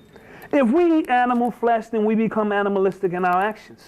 If we eat poison foods, then our thought process becomes poison. It's just that simple. And this law is not just restricted to the physical. If you're mentally eating sex, violence, and destructive behavior, it will most certainly manifest through your physical actions. So if all you're seeing on BET is sex, violence, and drugs, and that's what you mentally intaking, you will then act out, those kind of actions. Excuse me. What the eyes eats feeds the mind. Just as a car needs fuel to run, we too need fuel to operate. Yet the type of fuel that we put in our bodies will determine if we are operating sluggishly or at peak performance. The number one weapon the Matrix used to control us is food. He who controls the food controls the people. Niggas ain't eating, it's gonna be some problems. And that's food for thought. Any kind of food, niggas ain't eating, it's gonna be some problems. I be driving around with my girl and shit, and I can go a long time without eating and shit. And her ass will spaz out. She be ready to fucking kill me. And it just be 3 hours and shit. We be riding by, she be like, I gotta eat now. I be like, God damn, she's serious with that. You know what I'm saying? So you gotta take fasts, you know what I'm saying? People make a big deal about taking fasts. I can go 9 days and shit, God. I'm from the hood, son. You know what I'm saying? It was days and I couldn't eat. And I was 7 years old. So when you tell me you taking your little fast and shit, I'm not impressed with that shit. Nigga, I ate sleep for dinner. As Biggie said, you know what I'm saying? Exactly, that kind of shit. 5-cent gums, not knowing where your meal's coming from. That kind of shit, you know what I'm saying? But fasts are good, but don't make a big deal about it. There's families out here who ain't got no food. Many days niggas gotta eat fucking bags of chips. I remember eating a bag of chips and that was dinner. Look, nigga, better take them chips, run along. Go play, nigga. Dream about a meal or something. All right. So he who controls the food controls the people. The proper food provides us with nourishment, yada, yada, yada. For instance, eating fruits and vegetables, yada, yada, yada. I don't need to tell y'all that, but I got to put some of this stuff on the tape for these hip-hop cats who may not grasp these concepts, all right? So bear with me for you guys who have fallen asleep, you high advanced metaphysicians. All right. All right, the exact opposite holds true for food that are hazardous to your health. It can weaken the body and, feed us misinformation, disinformation, and keep us totally out of tune with nature. The Matrix has created an artificial environment that we live in. We as a people have adapted well to this environment, mainly due to all of the artificial foods that we eat. You know what I'm saying? If we live in an artificial environment, what keeps that going is the artificial foods that we eat. For them, should I say. Foods that have been manufactured by the Matrix, of course. It has served as the perfect conducive to feed us artificial information that we have accepted as our reality. Even if the fruits and vegetables that grow from the earth have been laced with animal DNA and other toxins that make it difficult to receive the necessary information that would enable us to escape the illusion that is the Matrix. Everything that we eat is polluted. In the beginning stages of programming, the Matrix doesn't want to deprive you of food, but to make sure that you overindulge in it. And all the wrong types of food at that. Over a course of time, this makes eating more habitual than essential, all right? Once you develop a habit for food, you become dependent on it. Thus, it begins to master you and you become a slave to it. Once you become a slave to food, the Matrix can then move to phase 2, which is to deprive you of it. We are then at the total mercy of the Matrix. We are in a constant state of devolution when it comes to what we call food. In our highest state of being, we were Solarians. We live off the solar energy and shit. We didn't even need meals and shit. The sun came out, we ate. You know what I mean? All right, then we became liquidarians. You know what I'm saying? Just dealing with liquids, fruitarians, vegetarians, and then, straight up fucking meat eaters. That's what we are now. We just straight up fucking, we just eat anything that moves and shit. At our lowest point, the Matrix has seized the opportunity to set up shop. This has hindered our ability to reascend. We are in an information lockdown, as Brother Phil would say. The food we eat today has no informative value. The answers we seek, food can no longer provide. The creator of the universe is trying to talk to you. He is trying to provide you with the keys needed to unlock the mystery to the Matrix. All right? Yet the calls are going unheard because the channels have been switched. By genetically altering the food, we will only receive messages transmitted by the Matrix, cleverly disguised as the creator. We then process this information as it is authentic. Once it seeps into our DNA, it's a wrap. At that point, every thought that we have ever generated is by the Matrix. This eventually becomes our food for thought. In order to accelerate our exodus from the Matrix, we must begin to take spiritual, mental, and physical fasts, cleansing our bodies in all levels that will help us shed the unwanted pounds of the illusion that the Matrix has burdened us with. It is only then that we can be able to see clearly, think clearly, and tune back into the frequency of the Creator, all right? All the foods we eat. Now, once you become an advanced motherfucker, you don't have to eat it. You can eat any fucking thing. You know what I'm saying? Because you understand that all is mental. You know what I'm saying? The mind override all that. But in the state that we are as hip-hoppers, you know what I'm saying? We got to at least run by some kind of guidelines to keep ourselves sort of in tune to what's going on. You know what I'm saying? Every time I turn on the TV, a nigga trying to sell me a candy bar or something, Snickers or something. And rappers are doing that shit now.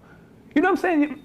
All rappers do is sell me shit now. You ever notice that? You turn on the radio, that's all the fuck they do is selling me shit. From this to that, that's all they doing. Now I can't even trust what the fuck they telling me because they selling me some shit. Yo, look at this, I'm gonna watch my shoes. I'm like, damn, you know what I'm saying? What happened to real hip hop when, you know what I'm saying, brothers just drop their messages? You know what I'm saying? And we can tie all that shit back into the architect, Rick Rubin, anyway. With the Run DMC shit, I know Russell was involved with that shit too. You know what I'm saying? With the Run DMC selling the sneakers and shit like that, moved us from one dimension to a next. And I'm gonna break that down as we move into music. That's why we here. The music that we love. that he about to be trapped in. 1, 2, 3, 4, 5, 6, 7. Yeah, we about to box homeboy in. All right, music is the gateway. The gateway to what, you may ask? The gateway to healing, the gateway to spirituality, the gateway to inner and outer body experiences, even the gateway to other dimensions. It is the one true universal language that speaks to the highest self of all. Our ancestors used the power of music for all of these purposes and many more. Music for mere entertainment was near the bottom of the scale. The right chord, hymn, or drum sound that resonates to the core of one's essence can work wonders for the soul. As we mentioned earlier, music is for healing. When I want to heal, I throw on Al Green. You know what I'm saying? It's something about that Al Green shit that really takes me to a whole nother level. Maybe because that was my pop's favorite. You know what I'm saying? My pop's favorite was Al Green. And I want to big up my pops, who was licensed to preach at 12 years old. You know what I'm saying? He was licensed to preach at 12. He received his lessons at 16 and became Tumar. He also wrote Neither One of Us Wants to Be the First to Say Goodbye by Gladys Knight and the Pips. My pops wrote that song and sold that song for $40. You know, back then, you know, niggas ain't knowing shit. But my whole family understands what happens then. My uncle, my cousin's pops, he actually holds the Guinness Book of World Records for writing the most songs in 1 year. His name is Gene Kitt. I'm gonna throw that out into the record books and so forth and so on. Big up, Unc. You know what I'm saying? So as I'm sitting up here speaking, I'm like, I'm really at fucking home. This is what, you know, Pops did and so forth and so on. Big up Moms. She passed away. Friday was the 5-year anniversary that Moms went on to the next level. So let me get back to what I was doing. Just wanted to throw that out there because I didn't want to fucking forget it. All right, this allows one to unleash the power of visualization, which is imperative because our ancestors taught that all is mental. Yet we live in a world of dualities. So for all of the positive energy and attributes that music have to offer, there are those who know the science of music well and can use its power for the exact opposite. All right, so we use music for healing. There are motherfuckers who can put shit in music, laced, and this and that to fuck us up. You know what I'm saying? So we got to keep that in mind too. There are certain sounds that carry low or negative vibrations that can trigger the dark side of our emotions, like anger, hate, sorrow, and pain. You know what I'm saying? There are also music that are geared toward our conscious and subconscious mind, each having a different effect on our psyche.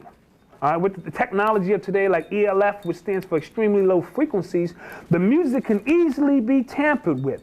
Harmful messages can be placed into the music that is so low that the naked ear cannot detect, but sound as loud as a boombox to the subconscious mind. Understand that.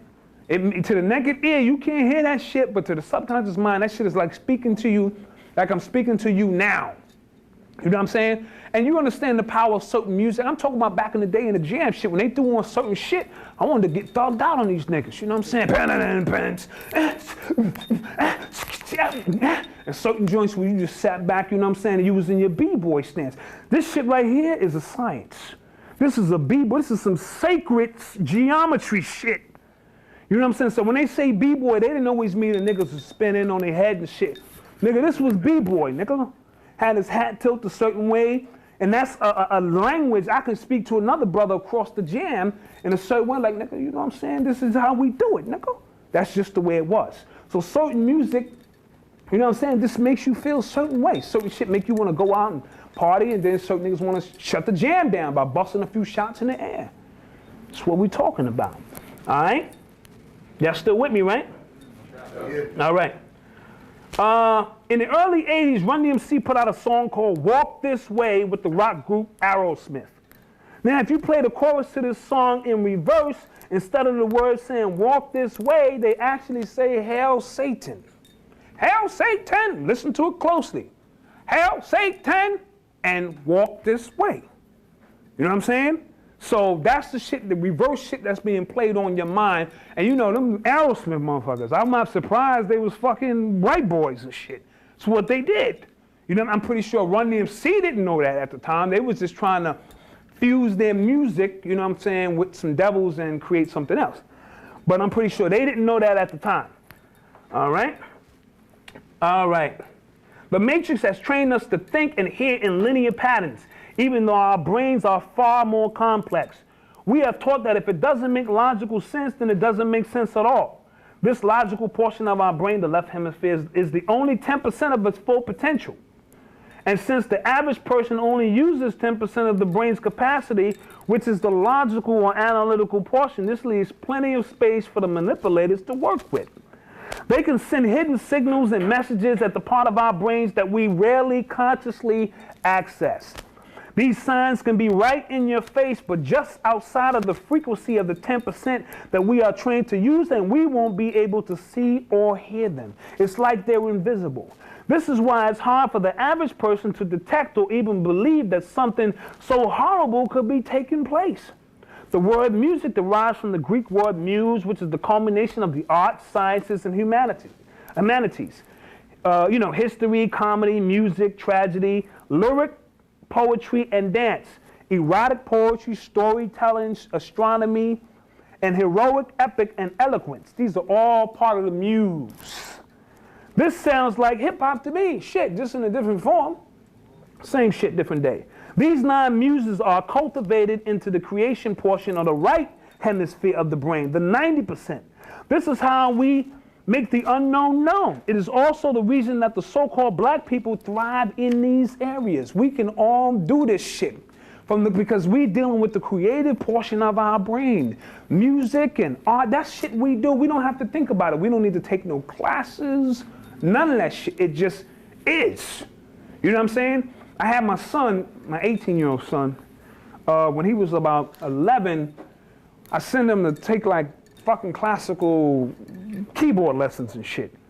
And don't get me wrong, it's good to know how to read music and shit like that, but it was so fucking boring. And he dropped out because it was so fucking boring. But had I had some hip-hop producers come in and play some shit that he was familiar with, you know what I'm saying, because he still can read the music, he would have been more successful. And I had to tell his moms that because she wanted him to play classical Russian music and shit. You know? In fact, the famous Museum of Alexandria, founded by Ptolemy I, whatever the fuck, was a temple of learning dedicated to the muses. Music can free us or enslave us. The Matrix knows this. We must begin to listen to the music again as opposed to just hearing it. There lie the keys to the story being told through the music that can reconnect us to our ancestors and put a ripple in hip-hop's grand design. We must begin to really listen to the music again and get into the music as opposed to just being programmed by the music or only hearing it. You know what I'm saying? When you listen to Eminem rhyme, you're hearing him. You're not listening. That shit ain't tapping into your melanin source. It's impossible for him to fucking do that. You know what I'm saying? Not to get on his case, but fuck him. All right, time. All right? All of these are still relating to hip-hop. The words we use, your level of so-called education or training that we broke down. It's a religious war going on in hip-hop now and shit. You know what I'm saying? Kanye West, Jesus Walks, shit. They trying, the Wu held up the Wu flag to say, yo, you know what I'm saying? You know, the black man is God. We got the Wu Jew now, you know what I'm saying? He on the board trying to make this a 3-way fucking war on the board. Pay attention, there's a lot of shit going on. Superstition and shit you believe in and shit you don't believe in. The food we eat, you know what I'm saying? The weed we puff that ain't really good weed no more and shit. Shit like that. The very music that we listen to, this shit is our life. You know what I'm saying? Especially these young hip-hop heads, man, it's really sickening. And we're gonna deal with time because you gotta know how to manage time and understand how they run in this game. It has been said that time is an illusion. It doesn't really exist. If this is the case, then how can we be so caught up in something that is not real? Or how can something that is not real govern our lives? Which leads me to ask the question, are we real? Are these bodies and all that we see around us some form of hologram? Or is it that the only way we can utilize our bodies and participate in this hologram called life, we must be subjected to this thing called time? Yet when we sleep and enter the dream world or the dark realm, you know what I'm saying, the dark side, time seems to be suspended. We can partake in great adventures in our dreams that seem to last for hours. Yet when we open our eyes, only 10 minutes have lapsed. When we're asleep, are we really asleep and vice versa? Or, you know, are we really awake? Could the dream world be the real world where time doesn't exist? If this is the case, then this may explain why we spend so much of our time, 1/3 of our lives, in the dream world. If you live 30 years old and you sleep 8 hours a day, which is supposed to be average, I sleep 8, 9 hours a day. I don't get up for shit. That's 10 years. Now, you can't just discount that 10 years of your life. Some shit is going on in that 10 years. That's a long fucking time to be in the dream world or the other side of shit. You know what I'm saying? So start paying attention to the dream world of shit, because that's really critical. 10 years is a long goddamn time. Even those who black out have no recollection of time. This proves that one can rise above the laws of time. Yet those with the proper knowledge of time can manipulate it as they see fit or use time to manipulate others. Do we really know the exact day and time that we live in? Or are we under the influence of a program written by someone else that has us living on their timetable? You know what I'm saying? That's key. If so, this only serves their agenda. How can we prepare for certain spiritual cosmic events that our ancestors foretold about if we don't know the exact time the events were scheduled to take place? Meanwhile, those who know the time put themselves in position to receive the energy that was meant for us. These white boys are doing rituals, man. You know what I'm saying? Rick Rubin, you saw it in, I gotta say it again, you saw it in Fade to Black. He had the black and the book of black and white magic with the big ass beard and shit. They doing magic. Whether you choose to do so or not, it's on you. But they lined up, they got their shit synced up to certain times and events that take place. All right? The majority of us are subjected to the lowest levels of time programming, a 9 to 5. Our lives revolve around a job that actually takes up far more time than the 8 hours that it appears to. The before and after effects of a grueling schedule of chasing the dollar, which is equivalent to time because time is money. You know what I'm saying? Which is energy. As Tef breaks down, that shit is, it's really not even about the money because the money ain't worth shit. It's about your energy being involved with something that's not fucking real. You know what I'm saying? All day fucking long, all day fucking long. You know what I'm saying? All day long, chasing shit. And that's time. Time that you need to study. Time that you need to find out what's really going on. This is how they pull off the illusion. A magician's greatest tool is misdirection. You know what I'm saying? So how do you fucking, you know, pull the wool over the whole world's eyes? Misdirection. That's why there's a sports event going on like clockwork. As soon as basketball season is over, football season kicks in, baseball, all that shit is cyclic. You know, and there's a new movie coming out, a new album coming out, a new commercial, a new worldly event. Shit, you barely got time to think for yourself, and you have become robotic, all of us, to a certain degree. All right. This may not seem significant to many, but it is. The more time and energy we focus on the matrix agenda, the less time we have to focus on our own. This makes us time slaves who will never be able to master our own destiny. We all would like to study more, but we don't have time. We all would like to meditate more, but we don't have time. We all would like to eat better, but we don't have time. You know what I'm saying? I like to give my girl that third nut, but I ain't got time. Shit, she lucky she get one nut now and shit. And that's, I mean, I'm just keeping it real, but that's just fucked up shit. Because I'm busy, I got other shit to do. I'm making moves and shit. Collectively, our dreams are never fulfilled because time will not allow it. And then we die. So time as it is currently used to contain us is the enemy. Our true understanding of time can make it an ally. This is when time travel and time manipulation becomes possible. Our mastery of time will mean one thing. Our mastery of time will mean one thing and one thing only. Time is up for the matrix. Once we understand that time is an illusion that we living in and we can bypass that shit, do all that, this matrix that they got set up keeps me on the grind and keep you on the grind and shit, it's a wrap. And the last program that we'll talk about before we get into some real hip-hop shit, I don't niggas want to hear about what's going on and shit, is light. All right? Critical. Under the flesh, we are nothing more than spinning wheels of light.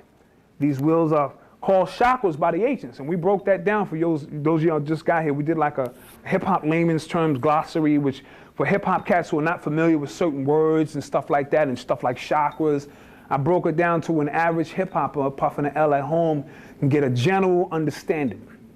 So we don't need to really go through that. These wheels are called chakras by the ancients, yada, yada, yada. You know the colors and what they do. Yet the more light we can activate from within ourselves, the more light we can process from outside of ourselves. Melanin-based people can pick up a greater spectrum of rays, including gamma rays and cosmic rays, especially if the proper chakras are activated. The ultimate goal is to raise the energy level from the root chakra to the crown chakra. This will bring about the highest degree of illumination. Illumination means light, and light represents the truth because it allows one to see through the darkness. One of the most powerful secret society calls themselves the Illuminati because it claims to know, which is light, what you do not, you in the dark. And in order to keep the masses in the dark, the art of light deception must be practiced from the most mundane to the grandest scale. From the fluorescent lighting in the classrooms that assist in stunting your learning process to the sun, which is the supreme light of the planet. From the internal to the external, the matrix is in control of the light. What we are trained to eat, drink, and think limits the awakening of the higher chakras. The chemtrails and the aluminum particles sprayed in the atmosphere, which is used to deflect the true light and energy from the sun, yet give off an illusion that we are being fed by the sun, takes care of the outer source of light. That's what these chemtrails is all about, you know what I'm saying? These aluminum particles, when the sun is supposedly beaming, hitting you, you know what I'm saying? That shit is sending some kind of weird reflection of light. When I tell you we in an illusion, we in an illusion. The matrix must keep us suffering from light deprivation because it is the only way that it can really rule over us. Once the light is turned on, the illumination that is the matrix will be revealed. The greatest mystery that the matrix is trying to keep from us is that there is more than one color of light that emanates from the heavens that we can tap into. There are actually 3 colors of light: white, black, and clear. Most of us are familiar with the white light because it makes up the visible spectrum. What we see is what we tend to believe, and that's where the matrix would like to keep our focus to end because it can control what we see. All right, so the black light represents the invisible spectrum or the unseen. The 90% of the universe is invisible to us. Some shit going on out there. You know what I mean? So we want to keep with that. All right, where do we go? All right. When you enter a dark room and you turn on the light, where does the darkness go? It doesn't disappear. It's still there occupying the same space as the white light.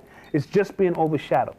The black light is also very powerful. So even though the matrix is trying its best to manipulate the white light, we can still raise ourselves up by tapping into the black light.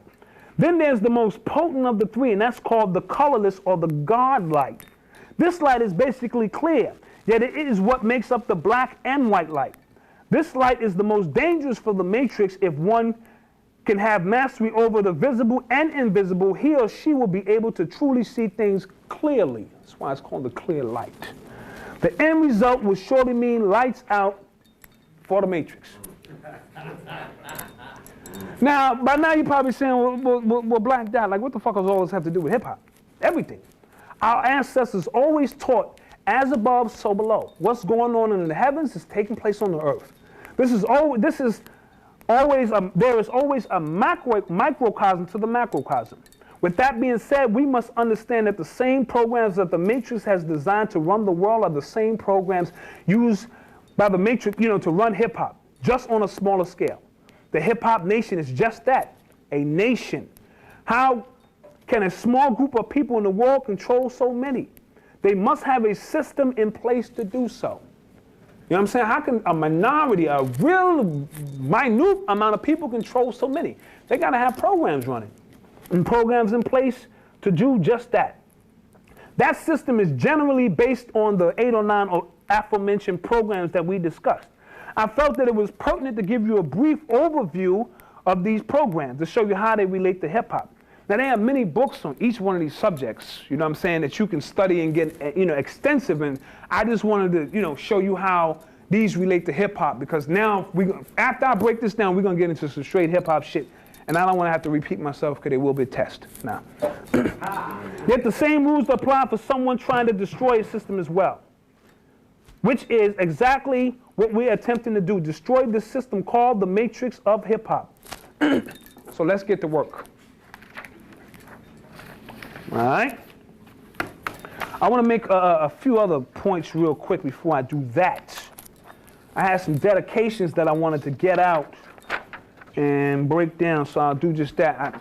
I want to mention my man Tony Tone, you know, Special K's young brother. I told you I grew up with Special K, T. Rock, Cold Crush Brothers. Keith from the Funky 4 Plus One More, Busy B, Chief Rocker, all these on a personal level. You know what I'm saying? I'm going to talk to my man, The Culture 4, that was one of my first groups. Sean B, Al B, Stevie O, Davey D, Todd Rock, and Rock and Raj. Fresh Force, Ramik 120, Mr. Zink, Fresh Rob, Lewski. Mad Mike, Money Ray, who I said was a member of the Cold Crush on my album, want to mention him. You know what I'm saying? Big him up. Big Fella, Van Dam, my partner Chill, Dave, Everlove, Cut King, Jazz, Kenny Scott, who I used to go rock with Kenny Scott. He used to tour, everybody used to tour with Kenny Scott from the BX. Crash Crew would tour with Kenny Scott, the Foursome MCs. This is when they were the Foursome Cs. The original Gompers Stompers, I went to Gompers High School. Tim Dog, DJ Dice, Derek, keyboard Money Mike, who played the keyboard, the bass line on The Bridge Is Over. Dum dum dun dun dun dun dun dun dun. That was my man. Sed G and Trev from Ultramagnetic. Those are my peeps. So I wanted to big them up and talk about them for a minute. You know what I'm saying? And I don't want, because I don't want the niggas to say I did a whole lecture and didn't mention their name and shit like that. That wouldn't be nice. All right. Let's get down. Let me clear this board real quick because I'm going to be using it. Y'all good? Yeah. All right.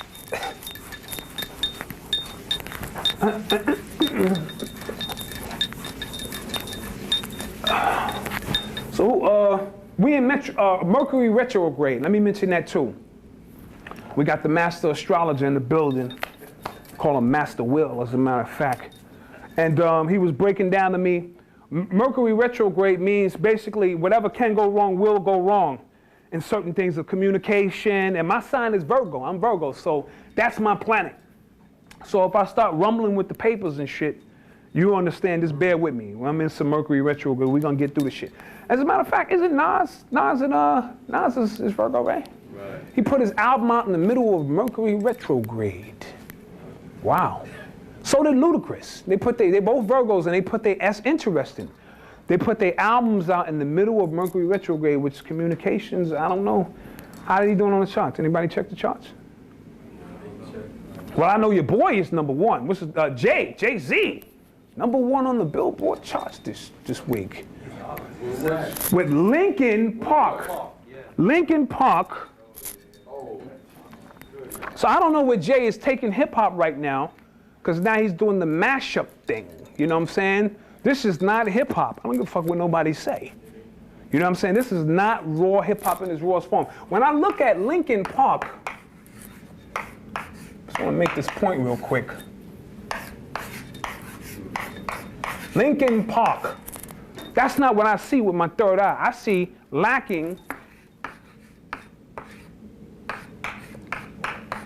spark.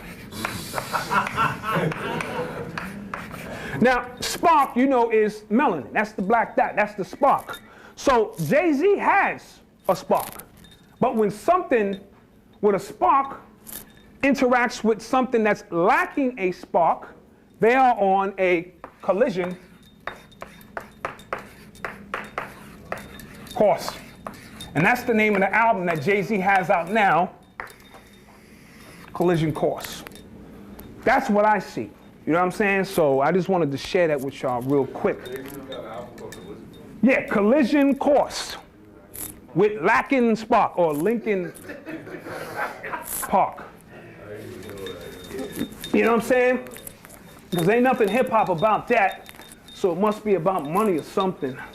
And then things working in cycles and shit. You know, when hip hop first, you know, Run DMC, I want to talk about them briefly. I'm getting ahead of myself, but this lecture is dedicated to ODB because he was chaos. So I'm going to be all over the place. I'm going to start some shit, stop some shit. As a matter of fact, you could do a hip hop ritual with ODB. I'm going to make a talisman of his ass and put him on my altar because he scares the hell out of white people. You know what I'm saying? So when I'm dealing with this hip hop shit, I'm gonna be tapping into ODB's energy. You know what I'm saying? Because he scares his energy alone. And I stood next to him years ago, and I consider myself a pretty spiritual dude, and I could feel the energy from him alone off his body. I was like, God damn. Strong, strong energy. But you look at his eyes, he's scaring the fuck out of white people. They scared of that melanin. You know what I'm saying? So that's what that whole, you know, shit with him is. And you know, they came out with the 36 chambers. He was 36 right before he died, and he died in 36 studios. So that's mathematics. First album was Return to the 36. First album was Return to the 36. God damn. 36th Street. Yeah, that's why I'm Oh shit, 36th Street. One of the two, 36 or 34. But even so, that's mathematics. 3 and 6 is 9. That's completion. That's mathematics. You know what I'm saying? However you want to look at it. And then, you know, the night before he passed, they had the concert at the Lincoln, Continental Airline Arena. The whole crowd is screaming, ODB, ODB. And he wasn't there, but that was kind of like eerie, you know what I'm saying? It's like a ritual being done and shit. They chanting and calling on his name and he not there. Yeah, he said he was Osiris. Oh yeah, I'm gonna get into that too. That's when they really started fucking with him, when he started calling himself Osiris. Now, those names, you don't use that in hip hop because you might fuck around and wake some niggas up. Niggas might want to start studying who the fuck Osiris is and shit. So you don't use, you can say Jesus all you want. I can fuck a whole bunch of bitches and kill a whole bunch of niggas and thank Jesus for it. That's cool because there ain't no power in that. You know what I'm saying? You don't even see no niggas going up there saying, yo, I like to thank Satan. You know, I'm a corrupt motherfucker. I'm selling kilos of coke in the street. I got mad bitches in the hood. I'm gonna thank Satan for all that, you know what I'm saying? Or the way they use Satan, should I say, you know what I'm saying? So when he started calling himself Osiris, they was like, whoa, whoa, whoa, whoa. Something gotta give here. You know what I'm saying? You calling yourself Osiris and shit? No. Plus, I also heard that he's connected, or his great-great-great-grandfathers is the ones who sold Manhattan to white people. I'm gonna read about, you know, some shit that's going on with that. That's deep too. Because that means, you know, them treaties that they signing is probably bullshit to begin with. He probably owned fucking Manhattan. They probably said, oh shit, ODB own Manhattan. We got to kill this nigga. We ain't trying to return this shit back to his ass. Motherfucker might find the paperwork. Just keeping it real. Just keeping it real. You know what I'm saying? So you never really know what's going on that realm of things and shit like that. You know what I'm saying? So they got to monitor. And in terms of him being, you know, overdose or some bag found in his, I mean, the way they operate, if I wanted to take you out and I knew you like drugs, it ain't hard for me to get to you and patch it up and make it look like it's some drug shit. If you like pussy, like Sam Cooke. You know what I'm saying? I was just watching a documentary, excellent documentary on Sam Cooke's life. Sam Cooke like pussy. Sam Cooke stayed with some bitches. He came from out of the church. He wouldn't go to church. He's like, and he got caught on some chick in some hotel. It's easy to make it seem that way. You know what I'm saying? Biggie, they knocked off Biggie and Tupac on some East Coast, West Coast shit. Because it's easy to make it seem that way. They was, as a matter of fact, they was tailing Biggie. This is the hip hop cops. Before we even knew about the hip hop cops. They was tailing Biggie until 5 minutes before he got killed. 5 minutes before he got killed. Now keep in mind, he from New York, so they tailed him all the way to LA. 5 minutes before he got killed, they went on a donut break. You know what I'm saying? That shit don't add up. And look how he got hit. Came up on the right side the same way they knocked off Pac. They knocked off Pac on the fucking strip. Not even mobsters do that shit. They got an unwritten rule, nigga. Yo, we need to talk to you. Nigga, give you that kiss? See you later. Take your ass out in the desert, put 2 in your fucking head. They don't fuck up money on the strip. Don't make sense. You know what I'm saying? But on some conspiracy tip, it makes a whole bunch of sense. This way you can wash your hands of it. The unseen hand. Do I have that book with me here today?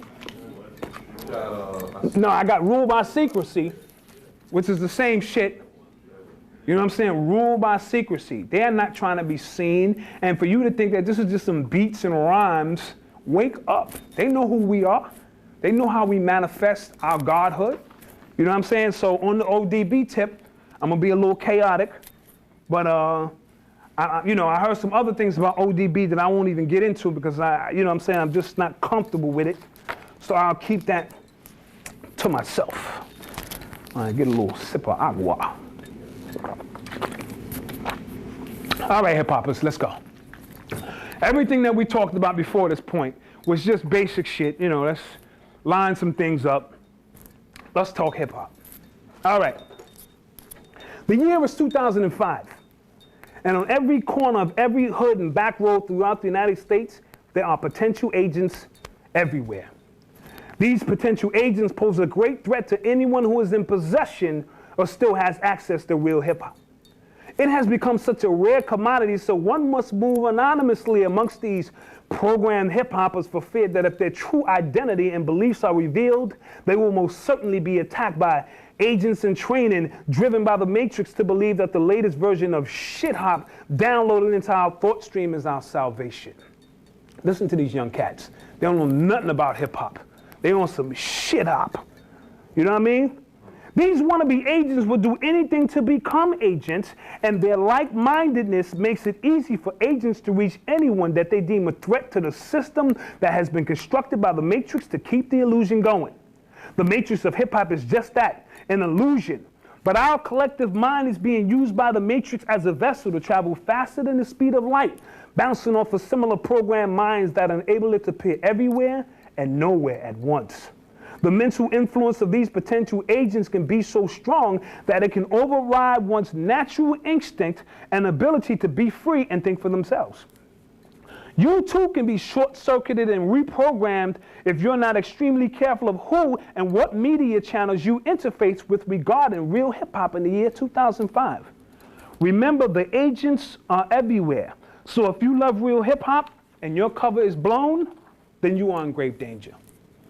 You know what I'm saying? I'm hanging out with niggas in the street all day, young hip-hop cats that don't know nothing about hip-hop, and they think that they keeping it real, son. No, son, I'm trying to get paid, son. And they don't understand they're participating in their own demise with this bullshit that we call hip-hop. You know, you can't even talk to certain people about it. They get real, especially if they got their demo in their pocket. You know what I'm saying? Which I'm going to break down the science of that demo in your pocket and what that shit really means. You know what I'm saying? Where am I at? All right. The Matrix will stop at nothing to make sure that every black male from the age of 8 to 40 years old dresses alike, thinks alike, listens to the same music, and adheres to the same way of life. The Matrix will stop at nothing to ensure that every black female feels degraded, worthless, and the black male is her primary enemy. However, you are different. The mere fact that you have rejected the programming that has turned 99% of our youth into hip-hop drones means that you are an anomaly with the capacity to retain the strand of original hip-hop within your DNA.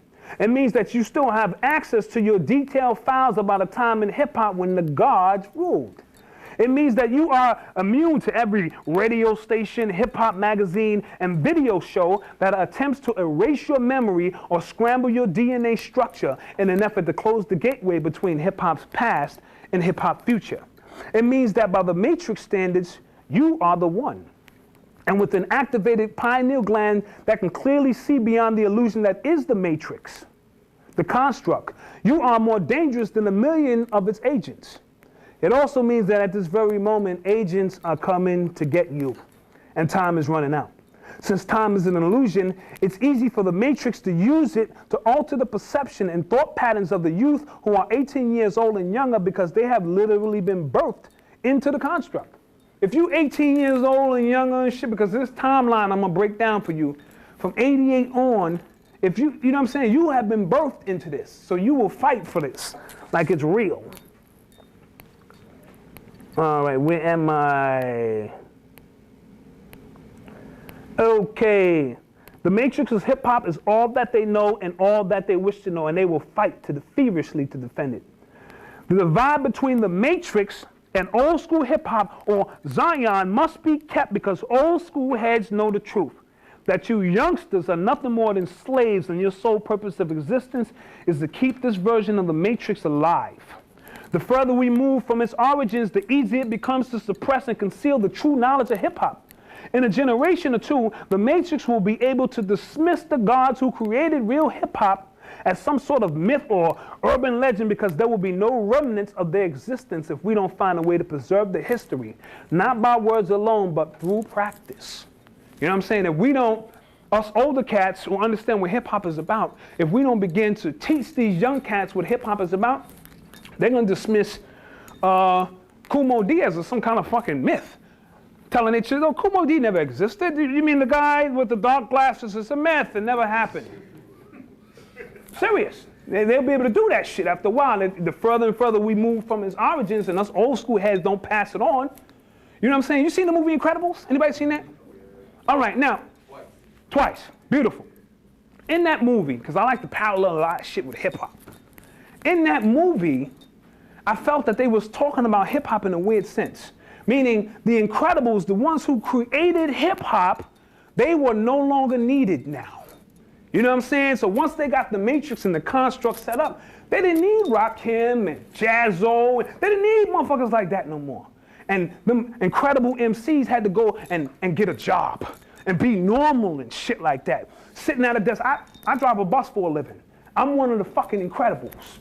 You know what I'm saying? Here I am on a fucking bus with old ladies and shit and suppressing my creative energy and shit. You know what I'm saying? It's the same process, and all these incredible MCs have all those posters on the wall about the glory days, or when they used to be the Incredibles. You know what I'm saying? So I'm calling on all the incredible MCs, whether you had a deal or you didn't have a deal. I'm calling on all y'all now in 2005 to step it up. Take that sword off the wall, sharpen the shit up. You know what I'm saying? It's just the war of words. We coming to it. You know what I'm saying? My sword ain't as sharp as it used to be. I ain't wrote none in years. But I can still jig a motherfucker, you know what I'm saying? I'm like Morpheus in the fight scenes. I'm doing all the old school shit while Neo and these young cats are spitting all this off the... But I'll get you. I'll cut you. I'll cut you. All right? I'm calling on all those incredible producers to take the drum machine out the closet. Dust the shit off, you know what I'm saying? Start cracking up your beats again and shit like that. Not to get a deal, because we know that's some bullshit, you know what I'm saying? But just to teach these young cats. And here's the thing. Don't let none of them niggas who talking that bullshit rhyme on your track.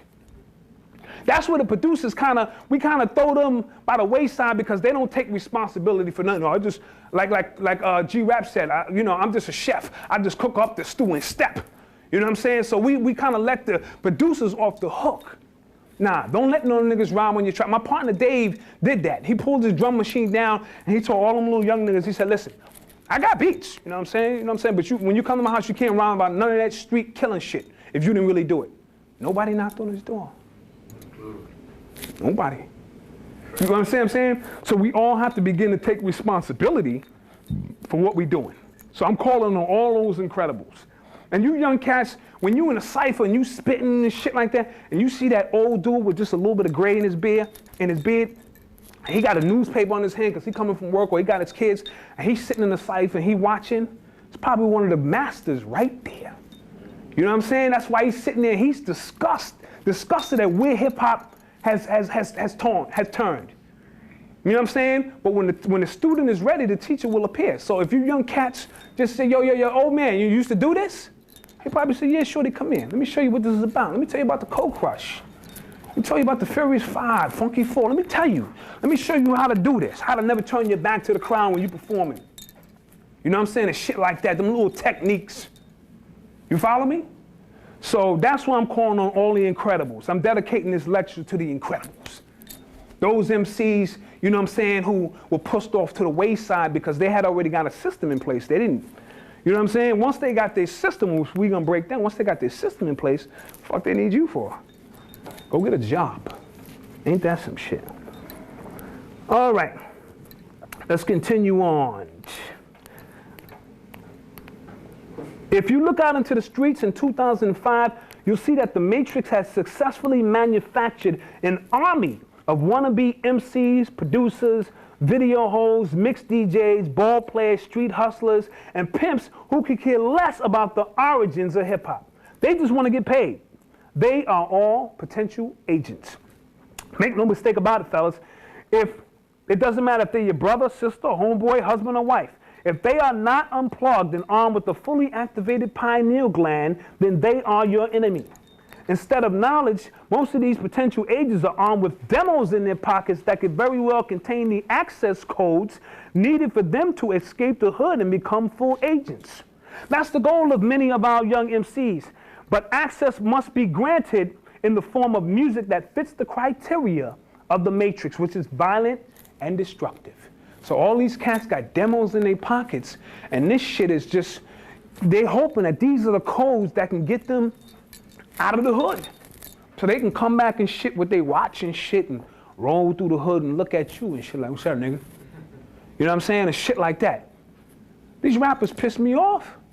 When they on TV telling me I ain't shit, I gotta work, you a bum nigga, Wayne. Black Dot, you ain't shit.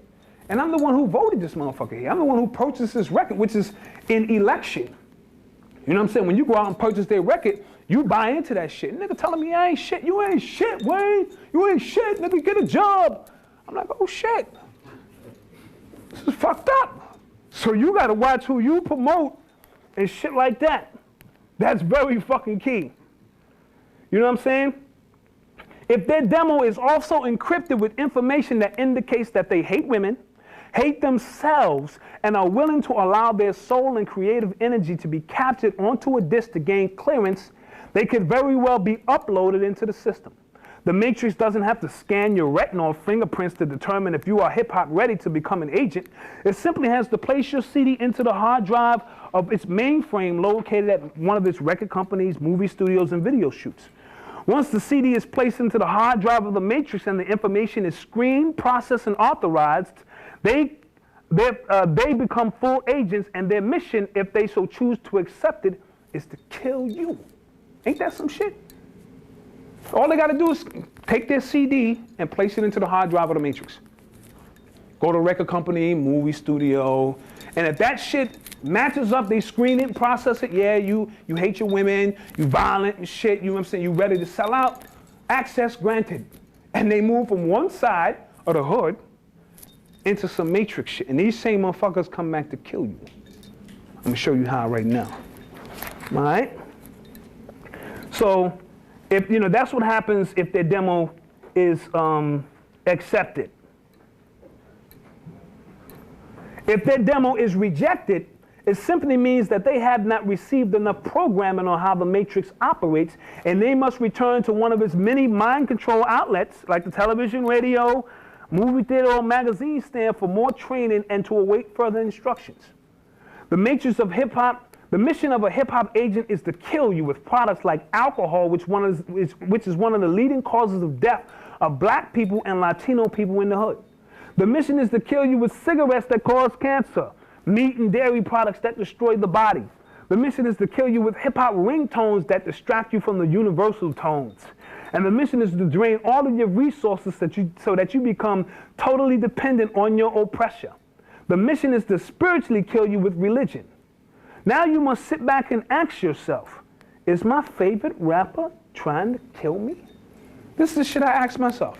When they be selling me all these fucking products and shit, and all of these detrimental products at that. You know what I'm saying? This shit is, these niggas is trying to kill me. But they come in the hood as guys as they trying to save you and all this old kind of shit. These rappers is government agents. Government ain't got to do nothing. Send the rapper in the hood and you believe in the rapper. I told you at the beginning of the lecture, they don't have to control millions. They need to control one that has control over millions. And once they slide his ass across the board, you moving with him. Niggas say buy this, niggas say get that. Shit must be what I need to get. Very critical. Very fucking critical. But don't blame them. Your compliance with the program makes you an agent of your own demise, as I just mentioned. Your compliance with that shit, buying what this nigga said buy, you an agent of your own fucking demise.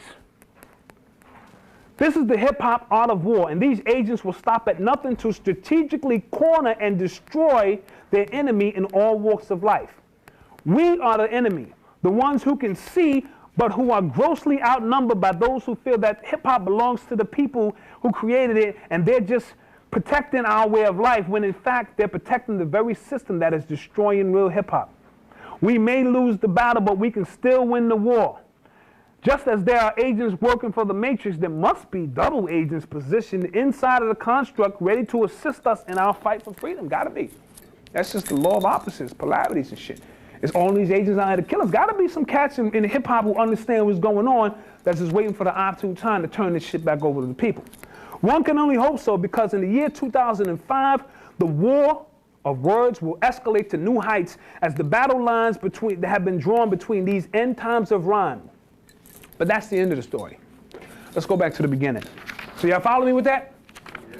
These agents are around, so we're going to go back to the beginning of the story.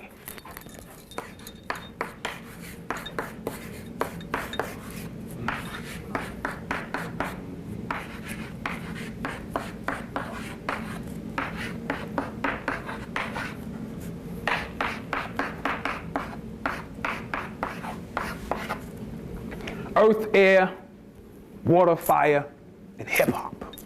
You know what I'm saying? You young cats is hip-hop occultists. Y'all dealing with some hip-hop alchemy, and y'all don't even fucking realize it.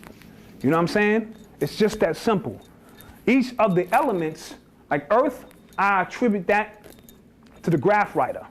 You know what I'm saying? Because he uses earth, you know what I'm saying, fixed things to put those glyphs up on the wall and shit. The air, that's the DJ. It's cat because air needs sound, you know what I'm saying? Sound travels through the air. You know what I'm saying? So when the DJ is doing this, putting his call out, that shit goes through the air. Water? Oh, that's the B-boy play. I used to do that shit, son. I wasn't nice though, but I used to do it.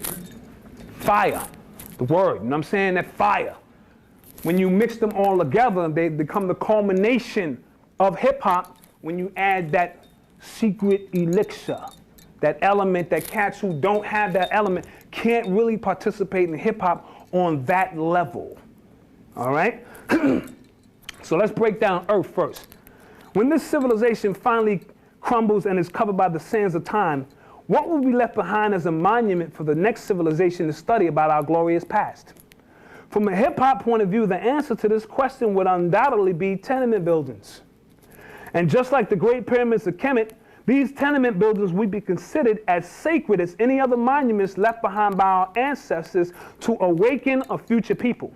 However, it wouldn't be the architectural structure of these buildings that would be so amazing, but the graffiti writing on its walls that would tell an astonishing story, and stories just as the pyramids chronicled our journey from man to God, then from God to man. Graffiti, which is the first element of hip-hop, and is also the earth element, would be the only one of the four elements that could stand the test of time. 1,000 years from now, when they excavate our remains, they would have to look on the walls of tenement buildings to study the urban glyphs to get a mere clue of who we really were. It would then take another 100 years for them to decipher the stories being told. Stories of the God MCs who ruled the lands and the riches they obtained. Stories about the beat makers, the dancers, and the graph artists themselves who were the first to awaken and realize that we were once gods. The story would go on to tell about how graffiti activated the other elements and began the alchemical process of raising a people who were left for dead back to the God realm from which they came. Unfortunately, the story would end with the arrival of a foreign people from another realm who began a crusade to destroy graffiti by removing it from its walls, handball courts, and subway trains. The latter being the most critical because in the beginning of hip-hop was the word, the written word, and the subway train enabled graph artists to spread the word throughout the boroughs, activating the pineal glands of those who could decipher the strange markings. As the train rolled by, initiates from this initial ancient mystery school of writing who chose to reincarnate at that time began popping up simultaneously. Those who are not from the God realm know and understand that they are on borrowed time. All right? They are trained to recognize spiritual signs that serve as forewarnings of their demise. Consequently, when they saw the strange markers on the tenement buildings and the interpretation was clear. The writing is on the wall and the devil's time to rule was over. So they had to shut down this vortex of energy before it was too late, before too many of the sleepwalkers emerged from the dead. This is the real reason today that there is scarce evidence of its existence, except amongst those who have made the lifelong commitment to preserve the science of graffiti. And even today, only those with a trained first eye can truly decipher the language being spoken. I don't know what the fuck that shit is. I mean, I appreciate it, but there's certain guys who glyphs was so ill that you just be like, damn, son. And he can break that shit down to you with that shit, man, this, that.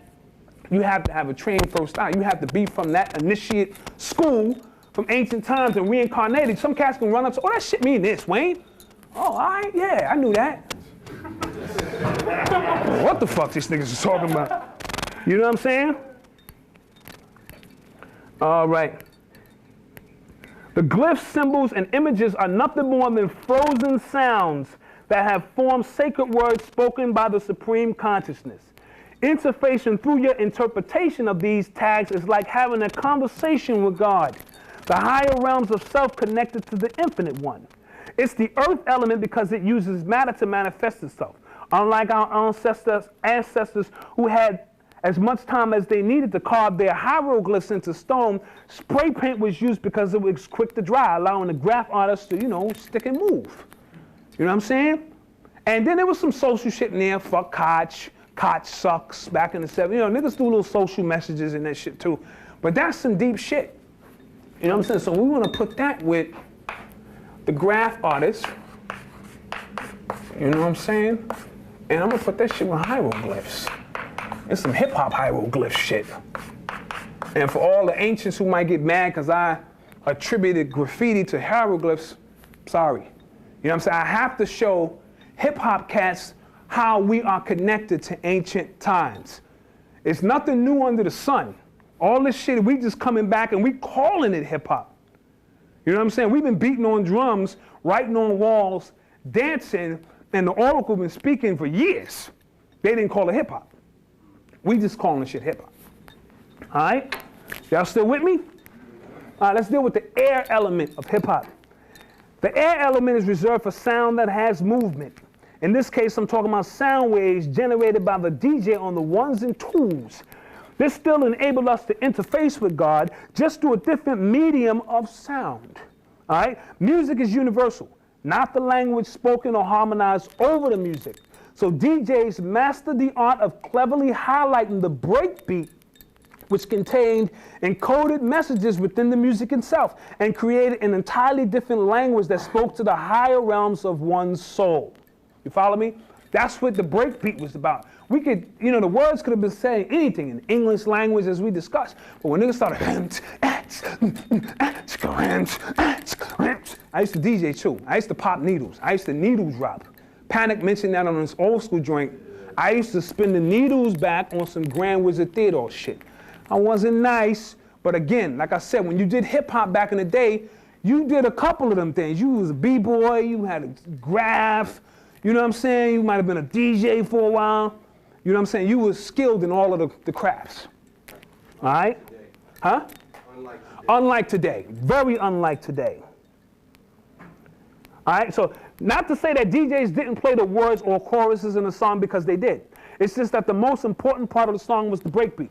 The breakbeat in the song allowed you to cross over to the dark side or the chaos realm of hip-hop, because at that point in the song, no human was speaking to you in a degenerative language like English that only served as a tool to retard your ability to reconnect with your higher self. You automatically were in tune with the universe via the melanin in your body, linking up with the harmonious sounds emanating from the speakers.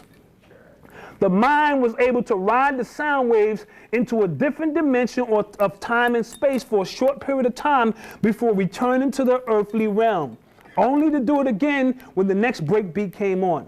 When the words in a song were used or highlighted, they were usually mixed, scratched, or transformed into foreign languages that were incomprehensible to those who could not access the higher frequencies of sound. What I mean by that is this: as Panic broke down, we understood that shit. That was hip hop. If we used the words, we transformed them shits, scratched them shits up a certain way. That's what the DJ was doing. He was transforming and all of that shit. Speaking a whole nother language that spoke to my soul, son. I was at the ropes like this. Shorty back up from the ropes. I'm like, yo, son, you know what I'm saying? See what the fuck's going on and shit. You know? All right.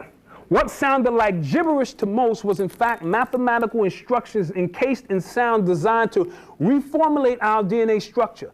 In other words, music calms the savage beast but awakens the beast within us by igniting our kundalini energy. In ancient times, it was the drummer who possessed the power to induce trance-like states amongst the faithful at what was called sacred spiritual ceremonies. All right? In hip-hop, the drummer became the DJ. And a spiritual ceremony in hip-hop terms was known as a jam, which was a congregation of b-boys and b-girls at a specific location in the hood that was designated by the event's sole controller, the DJ. He and only he had the power through the use of his turntable wizardry to beam signals that blasted out of his speakers to the hood in the form of scratches and drum beats that echoed off the concrete of project walls and tenement halls.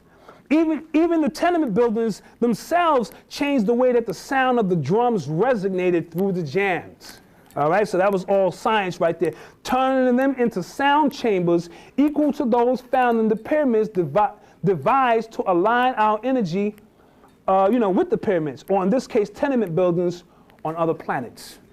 So them tenement buildings started serving as fucking pyramids.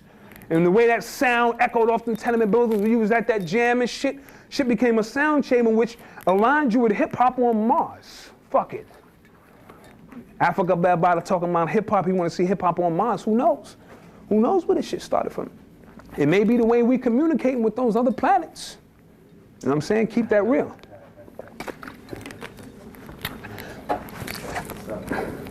All right. This was all made possible by the DJ who had total command over two sphere-like melanin discs that spun to create vortexes in the universe that allowed us to escape the hardships of this so-called reality that we have been subjected to. So the DJ, that's two melanin discs. That's all it is. Pop, pop. Spinning them shits back and forth, creating little vortexes and shit. Niggas is tapping in. Wheels of steel. All right? I want to make that clear.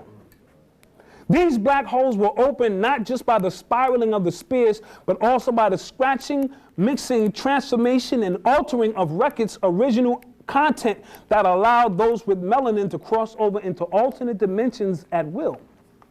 Hip-hoppers, breakdancers, and MCs within this spiritual circumference who wanted to return home just had to follow the trail of the wormhole back to its original source, the DJ. All right, so let's put that up on the board. Fuck with the air cat, the DJ, / the drummer. For you ancient cats, you know what I'm saying, who don't really, my handwriting sucks, like I said. That's why I didn't write rhymes. You know what I'm saying? I didn't write in school. And I see my 10-year-old, my 11-year-old son doing it now. He'd be like trying to complete a sentence. I'd be like, didn't you read this? His mind is moving faster than his hand can write, so there's just words missed, and so I understand what's going on with that. All right, let's get down to the water element. The human body is composed of over 70% of water, so it should come to you as no surprise that this represents the water element of hip-hop. B-boys, B-girls, poppers, lockers, breakdancers, and those who did the electric boogie were all of the water aspect. My man Chill was a water element. The composition of water changes based on the type of air it comes in contact with. In other words, the type of beats, air, that you heard determine whether you chilled on the wall in the frozen state, did the electric boogie in the fluid state, became steamed by beats that got you riled up and ready to fight, or distilled back in the planet in the form of the latest breakdance moves. You know what I'm saying? So water, that's just how water breaks down. So that determined, the music you listen to determined how you chilled. The body has the ability to transmute at will, especially when it fuses with all of the elements at its disposal. The earth element is also important as it pertains to water because it provides a foundation for water to flow on. True masters of the water element were able to walk on air via the moonwalk. Body movement represented still a different degree of sound, the silent yet sacred geometrical portion of it. Dancing is nothing more than sacred geometry, and each move that the body makes is an expression of sound without actually making any. Or should I say that the body in motion makes sounds that vibrate so high that only the heavens can hear. This is how we were able to perform rain dances and things of that nature. You know what I'm saying? Because the body is making sound. It's music. Son, I'm hip-hop, son. When I tell you that I'm hip-hop, and when I walk down the street like this, son, it's hip-hop shit, son. This is my walk. You know what I'm saying? When I'm at the jam, I'm speaking to other brothers who communicate like that. That shit is poetry in motion. And all we did was make an art form to articulate that. A music form, you know what I'm saying? This is who we are. All right? All right. B-boys bopping down the street will also create an energy. However, the science of how to use that energy to one's benefit had been lost within the time of the ancients and the reincarnation of hip-hop. So we didn't realize that, you know what I'm saying, this was some sacred geometry at the time we was doing it. We were just doing it. The whole hip-hop shit. The purpose I'm doing this lecture, in essence, is because this is, like I said, this is not about the history of hip-hop. I don't want to get no old school cats fucked up and say, nigga, you was 10. They're right. I was 10, but I'm giving you hip-hop through the eyes of a 10-year-old. And in retrospect, when we go back to visit what hip-hop is, I discovered it was some spiritual shit. And I want to share it with the world. You know what I'm saying? Man, a lot of times these things take place in retrospect. You don't realize who you are and what you're doing and why you're doing it, because you're doing it. Malcolm X didn't know he was fucking Malcolm X. He was just saying, look, this is some shit that's going on, and I got to express this to people. You know? Thank you. Past, present, and future interact simultaneously. 2%, 2%. They got to give me royalties on that shit, man. You be in the studio doing your shit, and a nigga would say, don't say it like this, say it like that. And then nigga want credit for your song and shit. Folks did that shit to me back in the day. Niggas, no, don't say the chorus like this, say it like that. Nigga want a credit. Ain't that some shit? That's how that shit works. All right, raising one's kundalini energy without the proper focus and intent can be very dangerous. So breakdancing without the rituals that accompanied them did us more harm than good, because it allowed those devils who understood the power that we possess to feed off of that ethereal energy to suppress us and raise themselves up. Even though we didn't have the full understanding of body movements at the time, we were still able to receive some of its spiritual properties by b-boying by using it to heal the body. When we were breakdancing, doing the electric boogie, or just chilling in the b-boy stance, meditating on hip-hop as a whole, we were in fact in an altered state of mind that allowed us to escape the horrid conditions of life in the inner cities. When the music stopped and we stopped dancing, we were forced to return to the stark reality of poverty, crime, and racism, which were the ingredients that created hip-hop in the first place. You know what I'm saying? It created hip-hop in the first. Those conditions forced us to come up with a soundtrack about the shit we was going through. You know what I'm saying? And we brought that soundtrack across as hip-hop. You know what I mean? Hard times. So we want to focus a little bit later on who creating those conditions to make us come up with this kind of shit, making us tap in. And they continue to do it. You know what I'm saying? Every time shit get fucked up, they put some pressure on us because we're the only ones who can create anything that you see. So we want to write that. For the water is the B-boy. Y'all still with me? All right. So let's get to fire. I think Jazz will like this one. The MC was the last of the 4 basic elements to emerge. The reason I say, a lot of people are just determining, was it water, was it fire? I'm going to say fire. Because niggas was b-boying from the beginning. And we all know graph has been around since fucking the late 60s. Shit, motherfuckers been writing on the walls. And the DJ, we're going to attribute that to Herc. You know what I'm saying? The one who came out to start, we're going to attribute it to Herc. I mean, like I said, I'm not doing something on history. You know what I'm saying? So we'll give Herc that kind of credit. I know a story that Herc don't want me to tell. All right. The MC was the last of the 4 basic elements to emerge. Within him were all the other elements combined, which ignited the spark necessary for him or her to spit fire. The word represented the spoken word activated when the fiery energy at the base of the spine was raised to the level of the